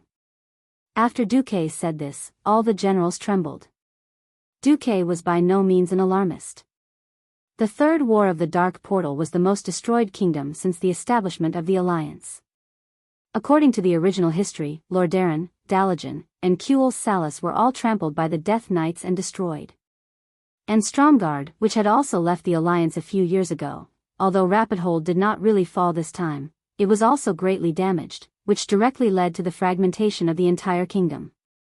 After the Third War, including Alterac, which had long been in decline, humans would officially go from 7 kingdoms to 3 pitiful kingdoms. Even if the Dalagen restored their kingdom later, the entire northern Lordaeron continent would be completely destroyed in the Eastern Kingdom. Having seen the power of the Plague of the Scourge, and seeing the soldiers who had just died, or even just bitten, and turned into zombies if they were not treated properly, Mograine and the others did not doubt the authenticity of what Duque said. The only good thing was that the Holy Light could effectively deal with the undead and treat the wounds of the undead. However, Mograine and Abendus were more concerned about the future of Lordaeron. What will happen to His Majesty Menethil? Duque could not bear to tell the truth about Mograine's question. The cruelest thing in the world was killing one's own flesh and blood. Knowing that the first thing Arthas would do after returning was to stab Tyrrhenas in the heart, Duque still said slightly tactfully, "It's very dangerous." For a loyal minister like Mograine, this was tantamount to a collapse of faith. The modern people on Earth could not understand the ancient servants, slaves, and so on, who would sacrifice themselves for the family. In fact, when a family served another family for 10 or 20 generations, that kind of unconditional obedience would be branded in the bones, engraved in the deepest part of the soul, and had become a part of the body instinct. Looking at Mograine and Abendus's pale faces, Duque could not bear to add to the pain. However, Duque not adding to the pain did not mean that the cruel truth did not add to the pain. Just when the big tent was silent, there was a sudden commotion outside the big tent. Report. Our men have rescued the captain of Lordaeron's guards, Lord Melev. Mograine suddenly came to his senses and shouted, "Quick! Please come in." Melev was brought in on a stretcher. He was in very bad shape. His right arm was broken and was tied tightly with a belt as a tourniquet. There were 7 horrifying wounds on his chest and abdomen that were so deep that bones could be seen. The wounds that had been sprinkled with a large amount of hemostatic powder were full of blood and dirt, and there was a lingering dark aura. From the looks of it, he only had 1 breath left. Even the guard captain of the Wang clan was like this. The hearts of the generals in the tent sank to the bottom. Lord Molev. What the hell happened? Molev's eyes turned red as he struggled to shout, "Arthas has become a death knight. He killed his father, His Majesty Menethil. Rotterdam is finished." In the midst of the intermittent conversation, Molev managed to reconstruct the entire incident. All of a sudden, every general of the Rotterdam kingdom in the tent lost control of their emotions. Some wailed loudly. Some swore revenge. Some were in so much pain that they wished they were dead. However, Alexandros Mograine just sat quietly on the main seat without saying a word. It was as if his soul had been sucked out, and he was as still as a stone statue. Duque and Elugia just stood there, not saying a word. They were not from Rotterdam, but now was the time for them to vent their emotions. After a long time, everyone's emotions started to calm down. What replaced it was a burning desire for revenge. Killing their father. The world could not tolerate it. This was a violation of all morals and conscience. This was a declaration of war against human nature and emotions. Perhaps the fact that Arthas had been tempted by a demon was something to be lamented about. However, that... Again. Like... What? Mograine looked at the generals of the Blood Cross army who were clenching their fists and trembling as they walked to the military sand table.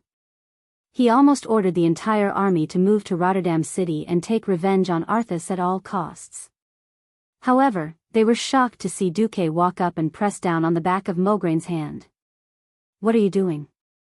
Duque said in a low voice. "I'm stopping you from taking tens of thousands of elites to do stupid things." What a joke. "I didn't come back after so much trouble just to watch you die and watch you idiots send your elites to Arthas. Rotterdam is done for.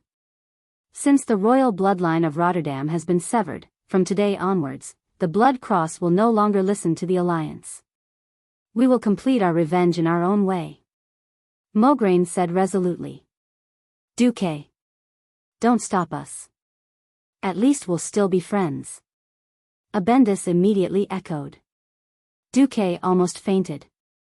He knew that these two were brave men, and that they were not so stubborn. They would not have been tricked into forming the craziest organization to fight against the Scourge army, but Duque was speechless at their foolishness. Just thinking about it made him feel sad. After the 3 wars in history, almost all of the 5 Silver Saints had fallen. Only Tyrion Fordring, nicknamed Empress Dowager, was left, seeing Mograine grab the badge of the Alliance on his armor, as if he wanted to officially announce his departure from the Alliance. Duque felt a headache coming on. Damn it, he could definitely mobilize the army from Stormwind. But the northern and southern continents were so far apart, and the mobilization for war had not begun yet. By the time the troops arrived, it would be at least half a month.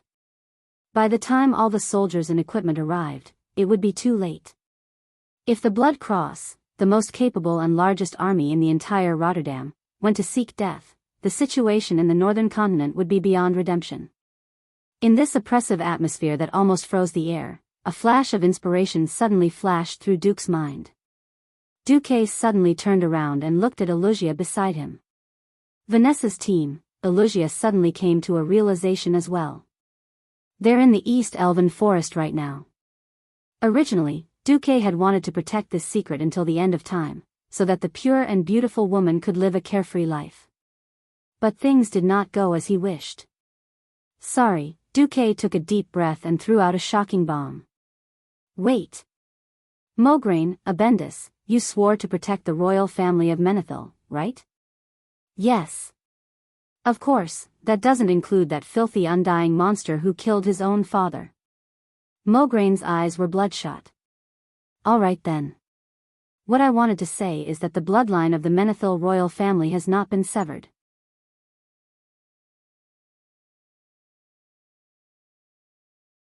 Chapter 723. Duque, don't talk nonsense. Mograine, who was born into a noble family, instinctively thought of things in a bad direction. The nobles were very particular about bloodlines and bloodlines. Unless it was absolutely necessary, they would not be recognized by the nobles. The Arthi bloodline had been around for more than 2,800 years, and the nobles were more or less related to each other by blood. Even though the distance was negligible most of the time, they were still relatives. So, when a distant relative came to inherit the throne, the only thing the nobles could think of was that the king of another country was about to peacefully usurp the throne. If King Turinas had just passed away, and Duque found a random person to come over and claim the throne, that would be the greatest insult to Mograine and the other loyal subjects. Duque did not want to say it, but if he did not play this card, he would not be able to stop the decline of the alliance. Why was the alliance often forced to ally with the Horde to fight against the Burning Legion? Firstly, the Burning Legion was too strong, and they had to find allies. Even if they knew that the Horde was not that reliable in many ways, it was still 10,000 times better than the alliance in despair and fighting alone. Secondly, it was also because the alliance was much weaker than it was in the beginning. Not only had a few kingdoms been destroyed, but the most important thing was that the population had been greatly reduced. If the alliance could deal with the Burning Legion alone, there would be nothing for the Horde to do. Duque held his forehead, then sighed deeply, and added, "It was Princess Kalia." The day of triumph 13 years ago was a glorious day for the alliance, because on that day, the alliance and the 4 dragon aspects worked together to kill the evil dragon Deathwing, which had been the scourge of Azeroth for 10,000 years. It was also a sad day for Lordaeron, because on that day, the beautiful and holy Princess Kalia of Lordaeron, who was like an angel in everyone's heart, had passed away. Countless people of Lordaeron were saddened by this. Suddenly, they heard that Princess Kalia was still alive. This time, not only Mograine and the other generals, even the heavily injured Molev, cried out in shock. "Impossible," the 2 generals shouted. "I saw it with my own eyes." Molev also struggled and shouted. Then, just a second later, the 3 of them shouted at the same time, "It was you, Duque."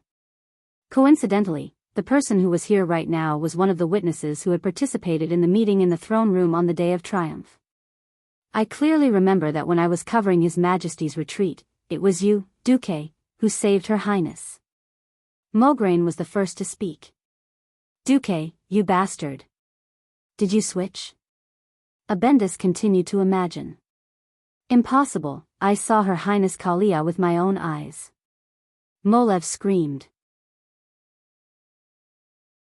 "Don't forget, this guy is the most powerful illusionist in the world." Mograine gritted his teeth. Indeed, Duque has shown his talent in illusion more than once. Molev's words pushed Duque to the top of the waves. "Wait. Then why was Your Highness's dress on that corpse? We can't be mistaken." Hee. A dress. Her Highness was wearing the dress that she had used to go on a blind date with the so-called Lord of Presto. How did it end up on a substitute's body? If Princess Kalia was really still alive like Duque said, then there were only 2 possibilities. One was that Duque was a beast. Back then, Duque had kidnapped the princess and stripped her clothes. Based on Duque's status, identity, and character, this possibility was very low. Then it should be the second possibility: Duque was worse than a beast. Duque had long captured the princess' body and mind, and the princess had taken off her white dress and given it to Duque. Duque felt even more wrong than Doe in the face of the suspicious gazes around him. He wanted to see where the Yellow River was and whether he should jump in and wash himself. "I'm innocent. I'm a righteous person. I really didn't do anything to Kalia." Duque was speechless. Not only did the others look at him like this, even Alicia, who was beside him, was smirking. Duque was seriously considering whether to dig a hole or teleport away. At this time, Mograine walked in front of Duque and placed his 2 bear-like hands on Duque's shoulders.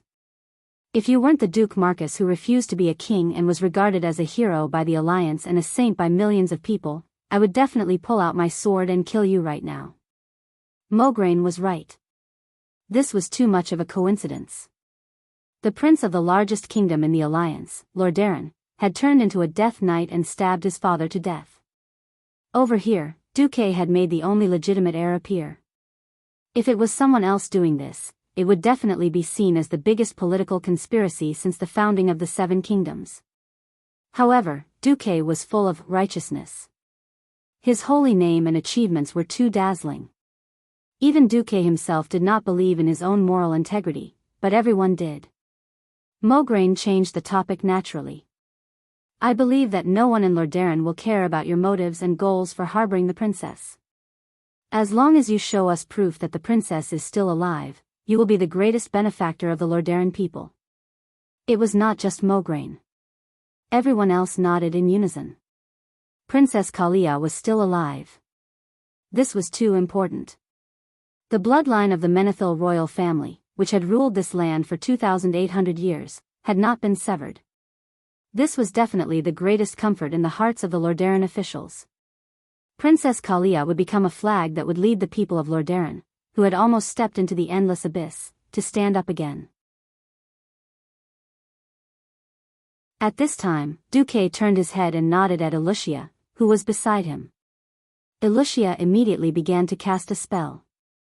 Do not underestimate Lucia.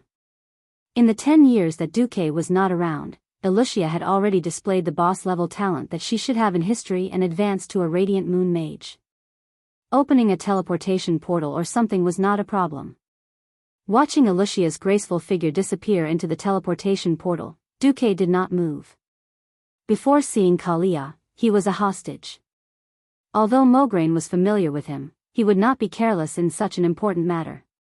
The generals of Lordaeron were not disappointed.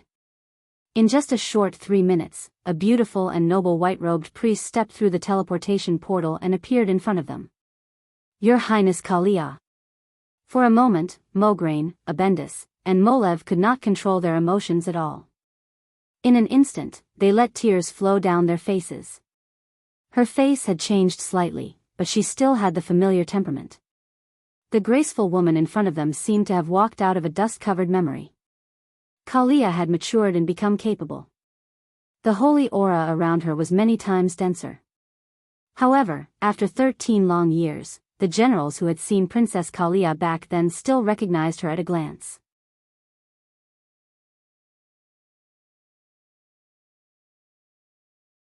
Chapter 724. The generals of Lordaeron were extremely excited. Clattering sounds of armor colliding could be heard. They all knelt on one knee and placed their right hands on their left breastplates. With Grand Duke Alexandros Mograine as the leader, they shouted in unison, Your Majesty, Queen Kalia Menethil. Kalia was extremely shocked.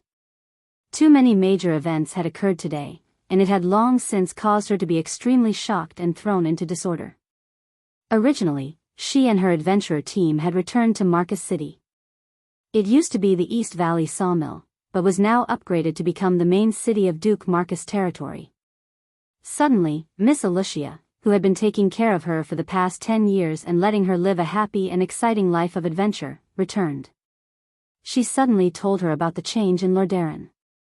Even though she had not seen her father for many years, she still missed him immensely. Furthermore, the one who killed him was her favorite brother, Arthas, who had now become a Death Knight. This bolt from the blue almost caused Kalia to have a mental breakdown. Losing 2 loved ones in a day was bad enough, but it was her brother who killed her father. Not fainting on the spot was already the result of years of adventuring.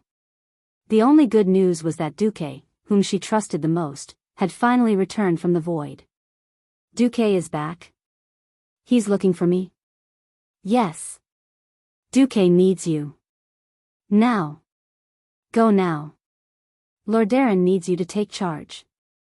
Kalia only heard half of Lucia's words, and vaguely did not notice the rest of the content. She only heard the words, Duque needs you. It was this sentence that made her temporarily forget her grief and stop thinking. She followed Lucia through the portal like a moth flying into a flame. When she arrived, she saw the familiar faces of Mograine, Abendis, Molev, and the others. When she heard a large group of generals call her, Your Majesty, at the same time, she realized that things had gotten out of hand. Queen. Me? Kalia was still a little confused. She pointed at her face with a trembling index finger. Yes. The traitor Arthas is evil and fallen. No one in the Rotterdam kingdom would be willing to serve this patricide and rebel as their king. For the future of Rotterdam, Your Majesty Kalia, please inherit the throne now and lead us to fight the evil forces to the death. Mograine's words were sonorous and forceful. Kalia began to digest these words, but she still could not accept the fact that she, who had been a free spirit just a moment ago, was suddenly going back to be a queen. At this moment, a scene that almost made Mograine and the others faint happened. When Kalia was out of her wits, she actually threw herself into Duque's arms. Duque, yes. Duque. Duque. Duque. After a few calls, Duque could only smile bitterly and caress Kalia's beautiful blonde hair. I'm here, I'm back. Duque, they want me to be their queen. What should I do? Kalia was no longer shouting, but directly screaming. Mograine and Abendis were not just dizzy, they were about to vomit blood. It wasn't easy for these loyal subjects to find someone to be loyal to. Now, Princess Kalia even had to ask Duke about something as obvious as whether or not she wanted to be queen. What kind of magic potion did Duke give Kalia, or was she brainwashed? Or had their queen already been tamed by Duque? On the other side, Duque was embarrassed too. In all honesty, I really didn't do anything to Kalia. Duque was embarrassed. He comforted Kalia while saying, "Please, you're already an adult. After 13 years of training, aren't you already able to take charge of things on your own? Speaking of which, I haven't seen you for 10 years, I don't understand you at all. Even if you want me to give you an idea, I don't know how to help you." "No." Kalia suddenly looked up with a resolute expression. "If it weren't for you, Father would definitely treat me as the shame of Rotterdam and imprison me deep in the palace. 13 years later, even if I don't die, I'll be a depressed and miserable woman. I won't live such a happy and free life." Duque was speechless. Mograine and the other onlookers were speechless. Princess Kalia's words made so much sense that everyone was speechless. Kalia took a deep breath. "Duque. You're the one who gave me freedom and happiness. You're the one who gave my soul new life. If there's anyone in this world who's qualified to make me willingly give up my freedom and step into this political cage that I hate, that person can only be you, Mr. Duke Marcus." If Mograine had only vomited blood at the corner of his mouth just now, he would have vomited 3 liters of blood now. Their princess was unwilling to be crowned, and even if she was crowned, she would only be willing to be Duque's puppet. From a political point of view, this was definitely a huge loss for Rotterdam. However, from a personal point of view, Mograine and the others understood why Princess Kalia was like this. How could 10 years of freedom and 10 years of house arrest compare? "Duque. I beg you." Mograine gave in, his eyes pleading. "Duque, we're begging you too," Abendus said. If Princess Kalia refused to be crowned, then they, the officials, would lose their loyalty. Even if they forced Kalia to be crowned, how could the Rotterdam have any unity? Even if they knew that Duque had a huge influence on Kalia, Mograine and the other generals of Rotterdam could only pinch their noses and accept it. Duque was embarrassed. His scalp was numb. However, this situation did not allow for Duque to delay any longer. He could only say softly, "Kalia, this is not for me, nor is it just for the millions of people of Rotterdam.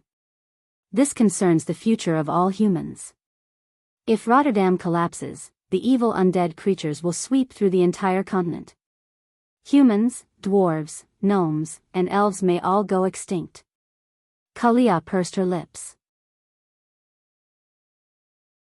After a long time, she replied, "All right, for the people, I will be the queen." Almost as soon as she finished speaking, the entire tent was filled with sighs of relief. Unexpectedly, there was more.